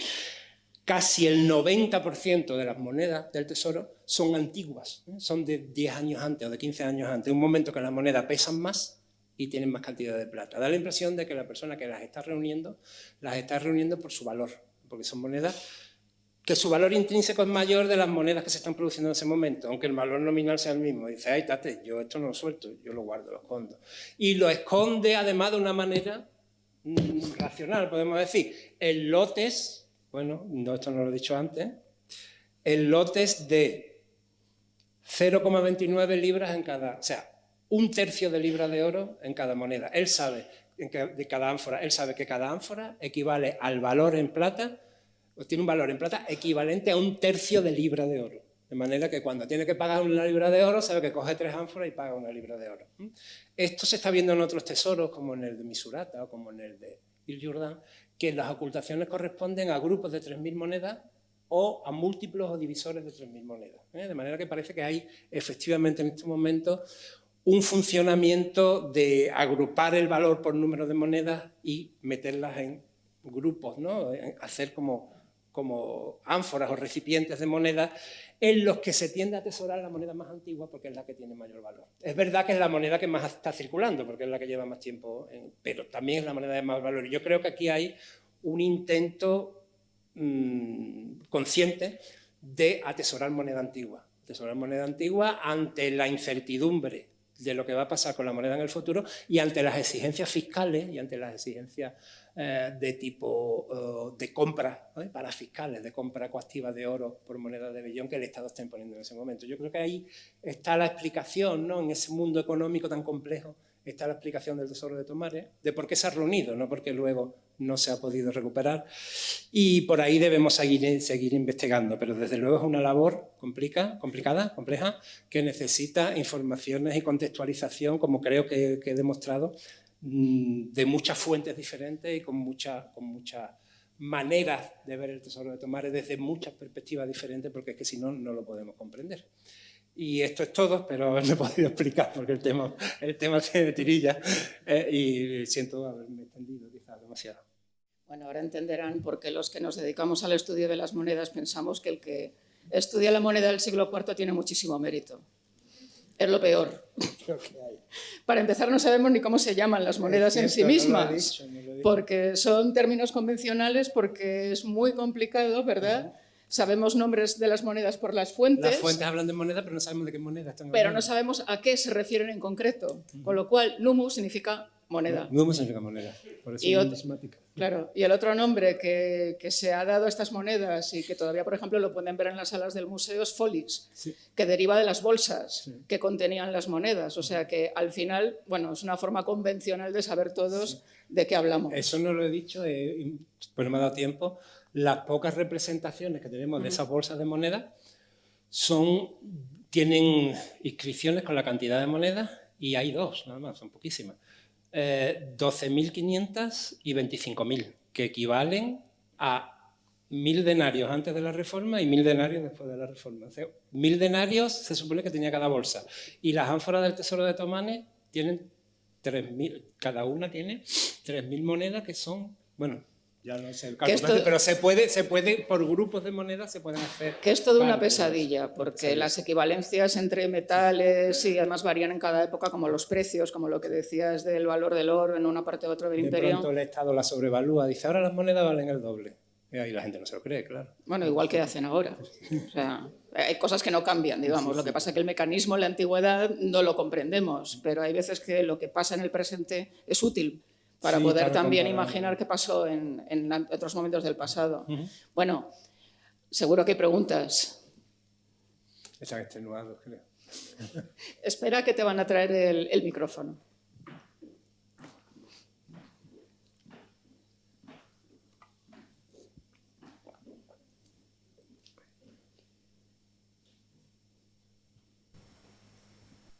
Hola, buenas tardes. Pregunta, no sé si tonta, pero este patrimonio que has estimado ahí, ¿a cuánto equivaldría? ¿Estamos hablando de una cantidad capaz de comprar un viaje a Canarias o capaz para comprarte un coche o para comprarte una casa. En esa época se podía ir a Canarias porque ya se conocía, la arqueología canaria no está... es complicado, ¿no? Porque hay muchas maneras de hacerlo. Decir, bueno, pues un sólido, pues podemos calcular que eso tiene como 300 y pico de sólidos. Pues un sólido mantiene una familia durante una semana, por ejemplo, un cálculo, ¿no? Pero a mí el que más me gusta es que con 50 sólidi te puedes comprar una casa medio normal. Con 380 sólidos te compras una mansión. Te compro un casoplón. Entonces, esa es la dimensión, porque creo que es lo que me preguntan, ¿no? Sí, sí. Esa es la dimensión.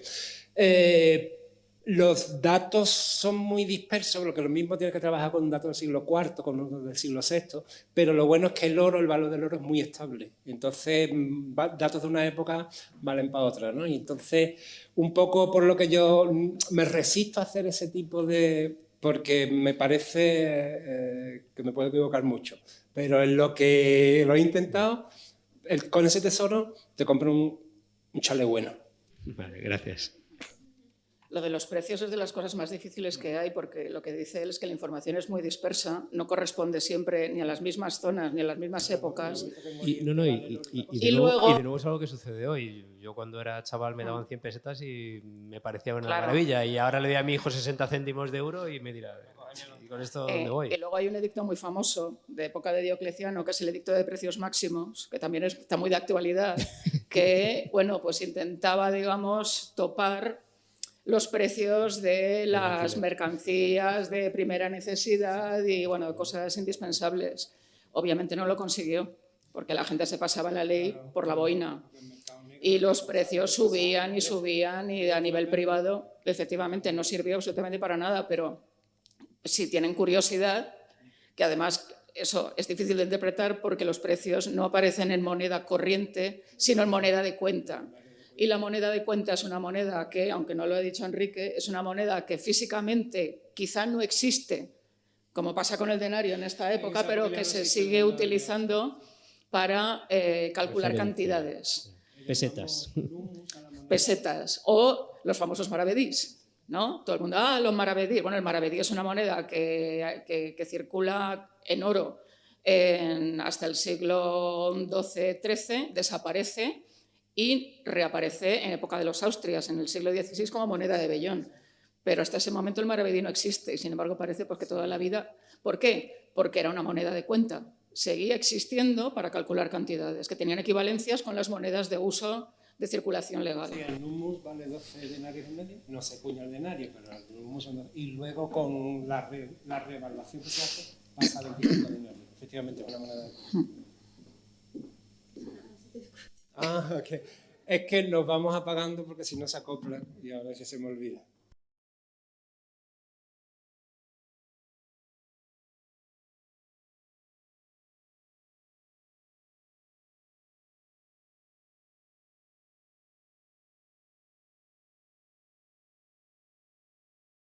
Bueno, y otra dificultad importante para los estudios de economía de esta época es que cada autor contemporáneo que lee te dice lo contrario que el otro. Y entonces hay como 20... Yo había puesto un cuadro que no me da tiempo a explicar, que son como 25 autores y cada uno le da un valor diferente a las monedas en cada momento. Es una cosa alucinante. Hola, ¿qué tal? Nada, enhorabuena. Gracias. Muy didáctico, interesante. Quería hacer una pregunta que es la siguiente. Se me ocurre que en otros tesoros parecidos que hayan podido aparecer, si se sabe o habéis podido comparar que también había, fuera de lo que son las edificaciones habituales de las vilas, había otro recinto exterior como este, donde se han podido encontrar estos tesoros, porque entonces estaríamos comprobando un poquito la tesis que nos has puesto aquí, que es la de una especie de acumulación por recaudación y después hacer un cambio. Es decir, una oficina de la Caixa, ¿no? Sí. Algo así. En este caso serían, por lo que estás comentando, serían como aduanas, ¿no? Como establecimientos fiscales, ¿no? Para recoger. En el caso del Tesoro de Tomares, no con claridad hay muchos edificios alrededor. Claro, siempre lo hemos interpretado como que todos los edificios son edificios rurales, pero en esta época hay una particularidad importante, que es que los curiales son recaudadores. Entonces, es probable que un propietario agrícola entre las instalaciones de su propiedad rural tenga un lugar de recaudación de impuestos, porque sabemos que son los propios propietarios agrícolas, que son los curiales de las ciudades, los que están encargados de recoger impuestos directamente. En el caso, y además, que son unos sinvergüenza de mucho cuidado, en el caso del tesoro del panegírico de Otán, sabemos que el emperador le quita a la ciudad, le hace una rebaja importante de los impuestos cuando los propietarios ya han recogido el impuesto. Entonces los propietarios no devuelven lo que le ha perdonado el emperador, sino que se lo quedan ellos y le dan la diferencia. Entonces ahí se crean unas dinámicas en las que yo no me había parado a pensar, pero tú llevas razón, que hay unas instalaciones que centralizan todo esto y que no necesariamente tienen que ser estatales, que también pueden ser privadas. Si estamos pensando en los colectarios como agentes o en los propios propietarios como recaudadores fiscales. Bueno, ¿sí? Lo que pasa es que una cosa que a mí se me ha olvidado decir que es súper importante.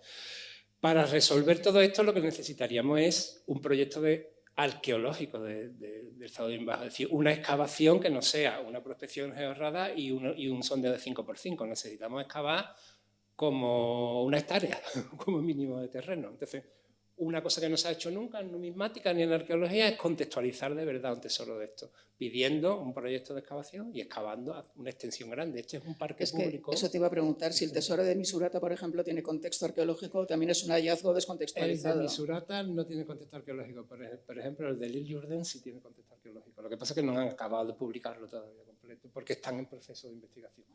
Es que esto... Y el de Tomares sí tiene, entonces... Claro, lo que vengo a decir es que lo digo siempre, y el que me haya visto aquí sabe que siempre lo digo, lo importante que es tener un hallazgo contextualizado, porque desgraciadamente, y todavía ocurre, pues si alguien encuentra un tesoro o un hallazgo de cierta envergadura, pues a no ser que sea gente con mucha conciencia, como fueron en el caso que hay que reconocer de los obreros del Parque del Zaudín, pues lo dispersan y lo venden en el comercio ilegal, y es muy fácil meter este tipo de materiales en el comercio legal. De hecho, el de Centur lo encuentran dos familias, son ánforas, bueno, se piensa que son ánforas de unas 3.000 monedas cada una, y estas familias lo que van haciendo, van vendiéndolo según las necesidades económicas, pero lo van vendiendo durante décadas. ¡Ay, que ha aparecido otro! Y era siempre el mismo, lo que pasa es que lo habían hallado, lo iban sacando al mercado poco a poco, ¿no? Y al final el contexto de esa... Sí, pero tú has comentado casos concretos, ¿no? Donde...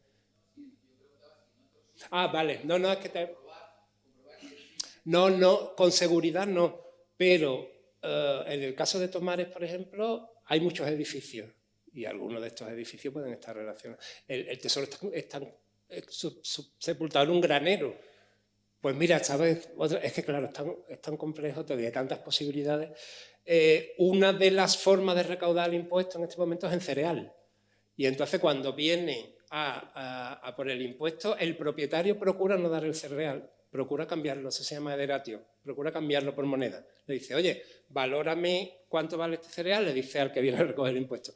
Y yo te lo pago en moneda, no te doy el cereal y te lo pago en moneda. Normalmente el que viene a recoger cereal como impuesto le interesa que se lo den en moneda, porque le dice, te lo valoro, eso vale, estoy hablando de manera coloquial, ¿no? Eso vale, según los precios del mercado, vale 50 sólidos. El tío le da 50 sólidos.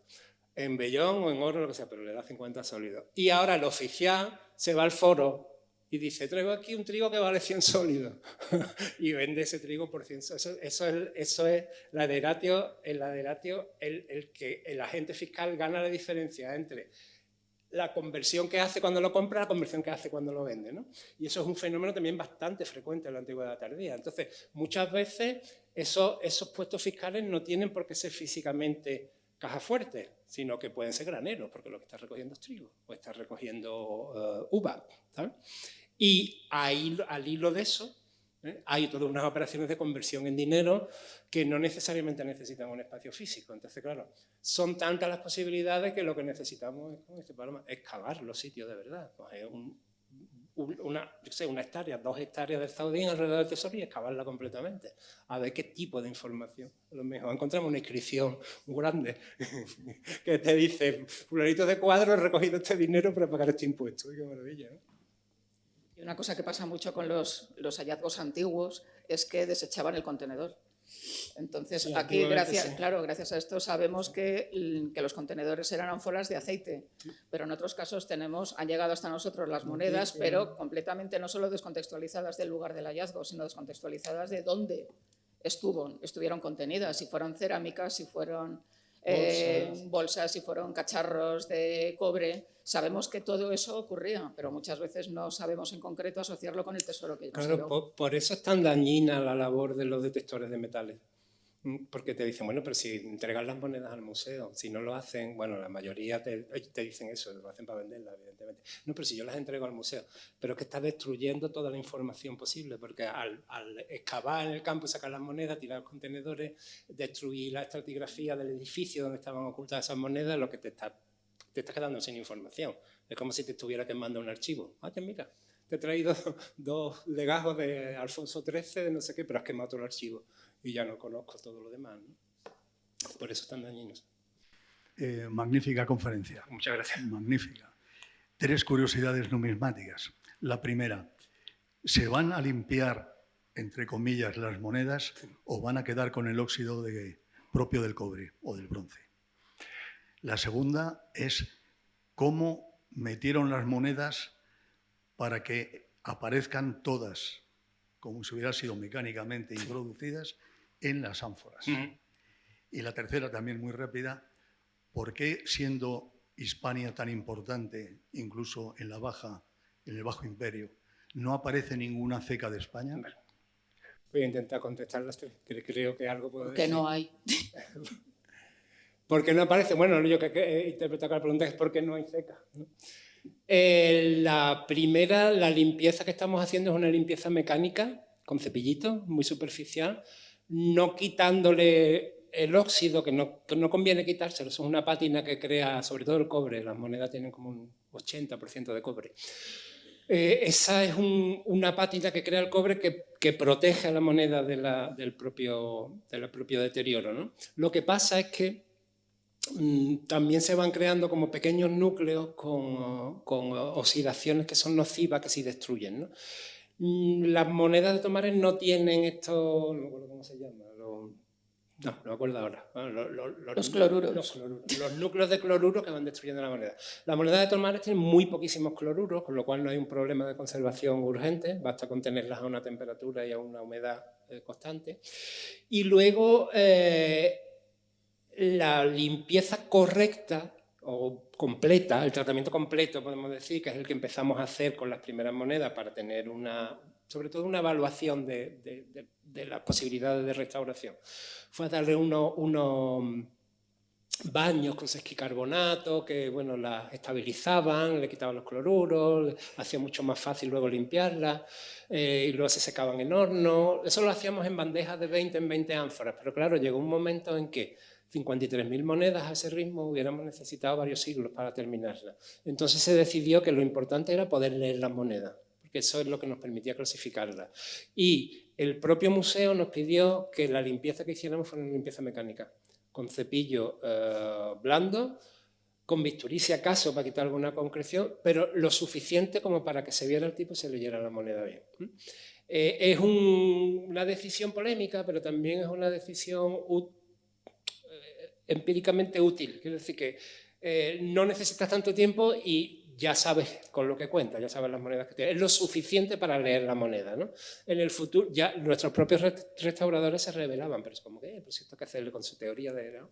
Al final han comprendido que no se puede hacer eso con 53.000 monedas. Entonces, ahora estamos haciendo intervención mínima y la poca intervención que hacemos mecánica. La segunda, ¿cómo se rellenaban las ánforas? Pues el estudio de la excavación interna de cada una de las ánforas nos ha sugerido que se hacían rellenándolas simplemente, echando las monedas y cada cierto tiempo moviendo la ánfora para que se repartieran bien, ¿vale? Entonces, las que quedaban como montañitas en el centro, al mover el ánfora lateralmente van cayendo hacia los lados y van rellenando los huecos laterales. Y eso se va haciendo en varios montones hasta que llega a la altura del cuello. Cuando se ha hecho esa operación varias veces, hay muy pocos huecos. Las monedas se han movido hasta el punto que han ido ocupando todos los huecos. Entonces, por eso da esa impresión de que están metidas como calzador, como con calzador. Pero es por eso, porque están hechas con una operación muy sencilla. Bueno, como cuando alguien echa en un bote algo y quiere que se distribuya bien, menea un poco el bote de vez en cuando, ¿no? Pues justo eso es lo que parece que se hizo. Y la tercera pregunta es ¿por qué no hay ceca en Hispania? Bueno, pues porque la moneda fundamentalmente, la moneda antigua no es un instrumento financiero para el conjunto de la población, como actualmente. Actualmente cada vez se emite menos moneda, además. Actualmente se emite moneda para que el público la pueda utilizar y para que la economía pueda funcionar. Pero la moneda de los estados antiguos es moneda para los pagos del Estado. La moneda se hace para que el Estado pueda pagar. ¿Y qué tiene que pagar el Estado fundamentalmente? Soldados. Los gastos militares y los gastos estatales en un muy importante porcentaje son gastos militares. Hay creo que es de Dion Casio, ¿no?, que dice: no existe el Estado sin soldados y no existen los soldados sin moneda, y no existen las monedas sin impuestos. Como diciendo, pago impuestos, chavales, porque si no, no vamos a tener ejército. Pues, como la moneda se hace fundamentalmente con la idea del gasto militar, las cecas están cerca de las fronteras, cerca del limes, cerca de donde están las unidades militares, porque cuesta mucho dinero transportar la moneda hasta los soldados, que son... Lo que pasa es que luego la moneda capilarmente, que no esté pensada para el conjunto de la sociedad, no quiere decir que el conjunto de la sociedad no la use, sino que no está pensada para ello. Lo que pasa es que, claro, luego es tan útil y tan eso que luego se va distribuyendo y al final todo el mundo tiene moneda. Pero originalmente el Estado a moneda para sus gastos, y sus gastos fundamentalmente son militares, cerca de los ejércitos. Y por eso es la distribución de CECA. ¿Qué le pasa a Hispania? Que Hispania no tiene una guerra desde las guerras civiles casi de César y Pompeyo, ¿no? Y como no hay ejércitos y no hay conflictividad y no hay necesidad de abastecer a militares, casi no hay ni siquiera cuerpos militares, pues no hace falta una CECA. A ver, yo voy a matizar un poquito esto, porque lo que Enrique está explicando es la situación precisamente en torno al año 300. Sí, en esta digamos. época, claro, en esta época. No siempre fue igual, pero es verdad que en época de Claudio, o sea, a principios del siglo I después de Cristo, desaparecen todas las cecas locales que abastecían a las ciudades de Hispania, de la Galia y en general del Imperio Occidental, y nadie sabe por qué. De hecho, a partir de entonces, la única ceca que abastece a toda esta zona del imperio es Roma y Lugdunum. Y ya está, sí, bueno, para de contar. Eso por razones políticas. Entonces, y en cambio, en la parte oriental del imperio, las ciudades griegas siguen acuñando para sus necesidades locales. Porque es verdad que aunque la principal preocupación del Estado sea efectivamente acuñar para abastecer, para tener en cuenta sus propias necesidades, y por eso nace la moneda, no para comerciar, pero sí que es verdad que aunque la sociedad no esté monetizada como lo entendemos hoy, sí que hay una parte de la sociedad que en su vida normal usa moneda y se necesita abastecer sobre todo de moneda de cobre, de moneda de bronce. Entonces, luego hay decisiones políticas que no se entienden muy bien, digamos, pero que ocurren. Y luego ya, claro, la situación en el siglo, a partir del siglo III, siglo IV, la cosa ya cambia completamente. Pero es verdad que no hay cecas en Hispania. Estoy contando la situación en el siglo IV, III, porque, sobre todo porque hay tal conflictividad y la moneda vale tan poco, que acuña tal cantidad de moneda que ya no se puede abastecer todo desde Roma. La situación anterior es diferente. Pero vamos, que no hay cecas en Hispania desde época de Claudio, que cierra Ebusus, que es la última, la Ibiza, la ceca de la isla de Ibiza. Hay además casi todas las cecas en algún momento ponen con permiso imperial, ¿no? Porque necesitan un permiso del emperador, porque la potestad de emitir moneda es una de las competencias reales estatales por excelencia, ¿no? Y ahí yo creo que por razones políticas, porque no ni siquiera por razones financieras. Es decir, que si una ciudad a moneda puede pagar un ejército y rebelarse, ¿no? Porque con moneda de cobre no se pagan muchos ejércitos. Pero sí es verdad que tiene una cierta autonomía financiera que por razones políticas no interesa favorecer. De hecho, eso provoca un problema muy serio, porque precisamente un fenómeno muy conocido es las imitaciones de la moneda de Claudio en toda la península ibérica y en las Galias, porque deja de hacerse las acuñaciones locales. Entonces, hasta que Roma, digamos, puede abastecer otra vez a toda esta zona del imperio, pues se las apañan como puedan, y eso es lo que se llama imitaciones. Como no llega bastante, pues hacemos monedas como estas. Que literalmente son falsos. Son falsificaciones, pero bueno, pero cumplen una función, digamos, y a lo mejor pues hasta se toleraba.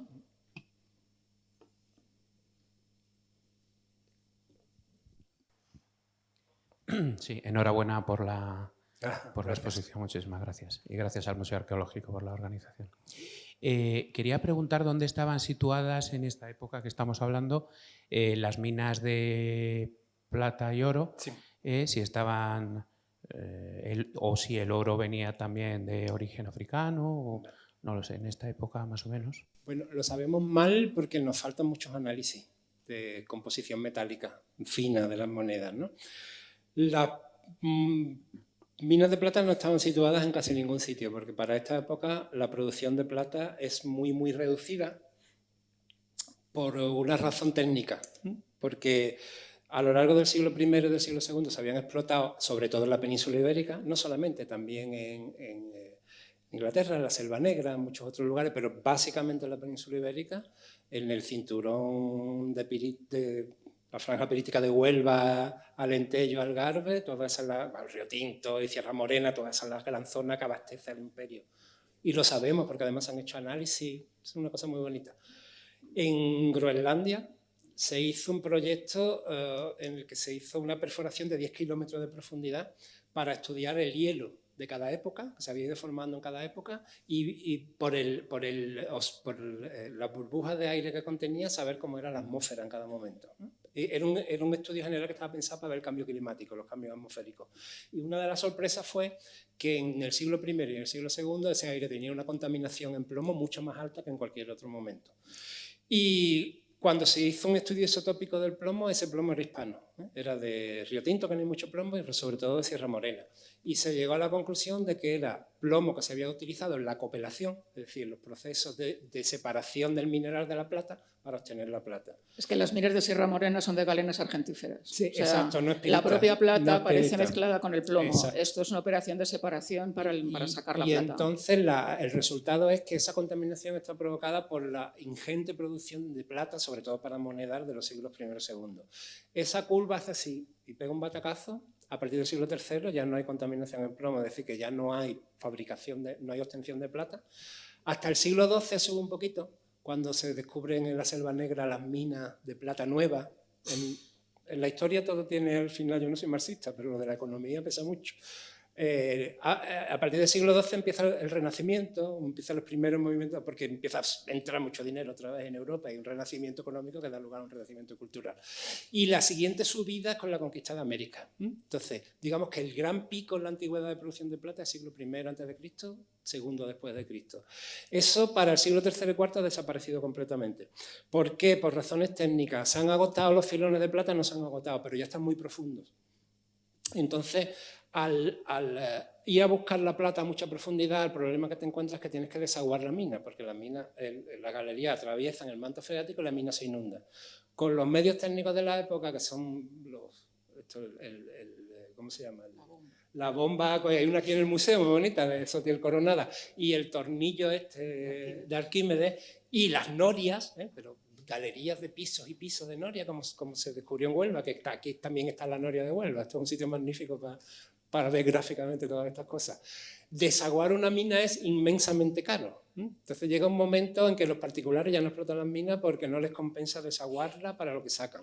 Y llega un momento en que ni siquiera el Estado le compensa ya hacer esa inversión. Y la minería de la plata se hunde prácticamente, me estoy refiriendo al Río Tinto, hasta que llegan los ingleses en el siglo XIX con nueva tecnología.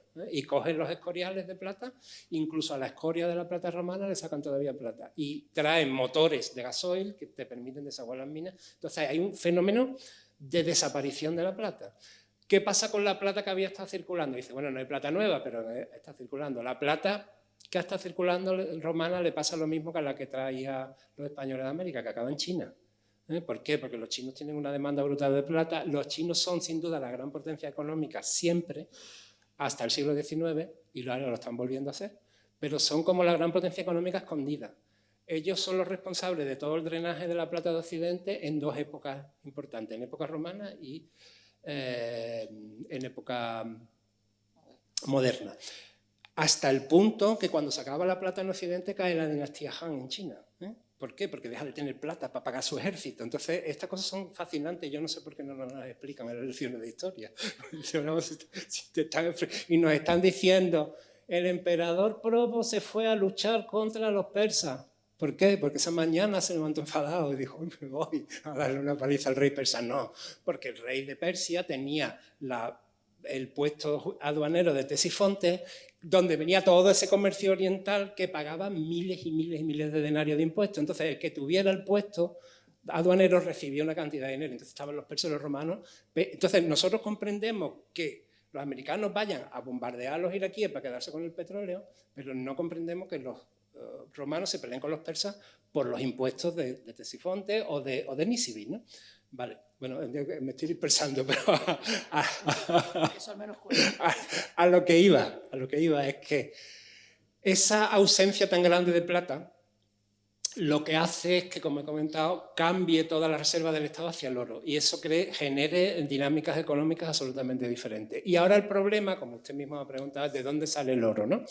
El oro sale en buena parte de la desamortización de los bienes eclesiásticos, pero de las iglesias paganas. Hay momentos que sabemos que es de mucho desarrollo económico porque entra mucho oro. Por ejemplo, y era una de las citas que traía que no la he podido desarrollar, cuando Augusto vence a Cleopatra y a Marco Antonio, y aparte de una película muy bonita de Hollywood y una leyenda romántica sobre Marco Antonio y Cleopatra, ahí el gran suceso es que Augusto consigue hacerse con el tesoro de los reyes de Egipto, de los Ptolomeos, que es un tesoro absolutamente fabuloso. Lo que hace Augusto es inmediatamente amonedar eso y inundar el mercado de moneda. ¿Qué pasa? Que hace la economía. ¿Vale? Bueno, pues en el mundo tardo antiguo, la última conquista, bueno, incluso antes del mundo tardo antiguo, la última conquista territorial fue Rumanía, la Dacia. No, una vez más, no porque fuera un capricho de Trajano, sino porque Rumanía tenía unas reservas de oro brutales. Las minas de oro de las médulas ya no producían, ya estaban agotadas. El Estado romano no tenía posibilidad de producir oro internamente, y entonces se conquista la Dacia y entra una cantidad enorme de oro, ¿no? Y hay una subida económica importante, no como la época de Augusto, pero importante. El siguiente que sabemos que mete oro en los circuitos económicos y hay una recuperación económica también importante es Constantino. Constantino es un emperador que es conocido por haberse hecho cristiano. Entonces hay muchas discusiones acerca de por qué se hizo cristiano. Una no es la única, pero una de las causas es que con eso tiene vía libre para expropiar a los templos paganos de todos sus tesoros. Entonces ahí hay una salida importante de oro al mercado, digamos. Y luego, por los análisis de monedas, sabemos que en algún momento de la relación, en el siglo IV, de los emperadores romanos, sobre todo los valentinianos, tal, con los ostrogodos y con los godos, hay una transferencia, se están actuando los bárbaros como transmisores del oro del Cáucaso hacia dentro del Imperio Romano. ¿Por qué lo sabemos? Porque a partir del final del siglo IV las monedas de oro romanas contienen bastante. Bastante, un 0,5 por 1000, ¿no? Pero eso es bastante. Cantidad de platino. Y son las minas del Cáucaso las que tienen oro con platino. En las minas de Europa no tienen oro con platino. Entonces, son diversas fuentes en cada momento, ¿vale? En general, la preocupación de los estadistas antiguos es proveerse de metales. Vamos, que los reyes católicos van a América, van a por especias, pero en realidad al final lo que acaba haciendo es una despensa de metales, ¿no? En general, lo que se procura es los metales desde el exterior. Cuando no hay metales desde el exterior, confiscaciones y desamortizaciones. Enrique VIII se vuelve protestante y lo siguiente que hace Enrique VIII es a toda la Iglesia Católica británica expropiarla y quedarse con los tesoros de la Iglesia Católica británica. Consecuencias después, el Imperio Británico. Es decir, que son desarrollos muy lineales, ¿no? No son así siempre. Pero quiero decir que hay un trasfondo de relación entre el metal y el poder siempre, ¿no? Y luego, en cuanto al tipo de metal, primero predomina la plata y cuando hay escasez de plata, porque no hay minas y porque se ha fugado hacia Oriente, empieza a meterse el oro. No sé si he contestado la pregunta, pero más o menos la dinámica. Perfectamente y muchísimas gracias. Gracias. Bueno, y cuando vienen los fenicios y luego los cartagineses y luego los romanos, tampoco vienen porque España sea muy bonita, vienen a por la plata. Que eso también a veces se nos olvida. Parece que en la antigüedad es que viajaban por el Mediterráneo porque sí. Parece que vienen a la tacita de plata y no. Vienen por la plata de la tacita. Viva Gadir. Bueno, han resistido ustedes como campeones. Con un tema como la economía. Que tiene lo suyo, y monedas del siglo IV, que tiene lo suyo. Si alguien no ha visto la exposición del Tesoro de Tomares, le recuerdo, hoy no, pero está hasta el 28 de septiembre, o sea que todavía tienen este mes para poder acercarse. Y ya barriendo para casa, también les recuerdo que si visitan la web del museo donde se anuncia la exposición, verán un PDF descargable, que es un recorrido complementario que hemos hecho para poder ir por las salas viendo piezas de las que nosotros tenemos a lo largo del recorrido cronológico y también el temático, que tienen que ver con lo que se ha hablado aquí, con las propias monedas, con la tetrarquía y con cómo se fabrican en distintos sitios del imperio. Y nada más, muchas gracias a todos, gracias Enrique, que se ha aportado, solo ha sido 2 horas. Solo se va. Oye,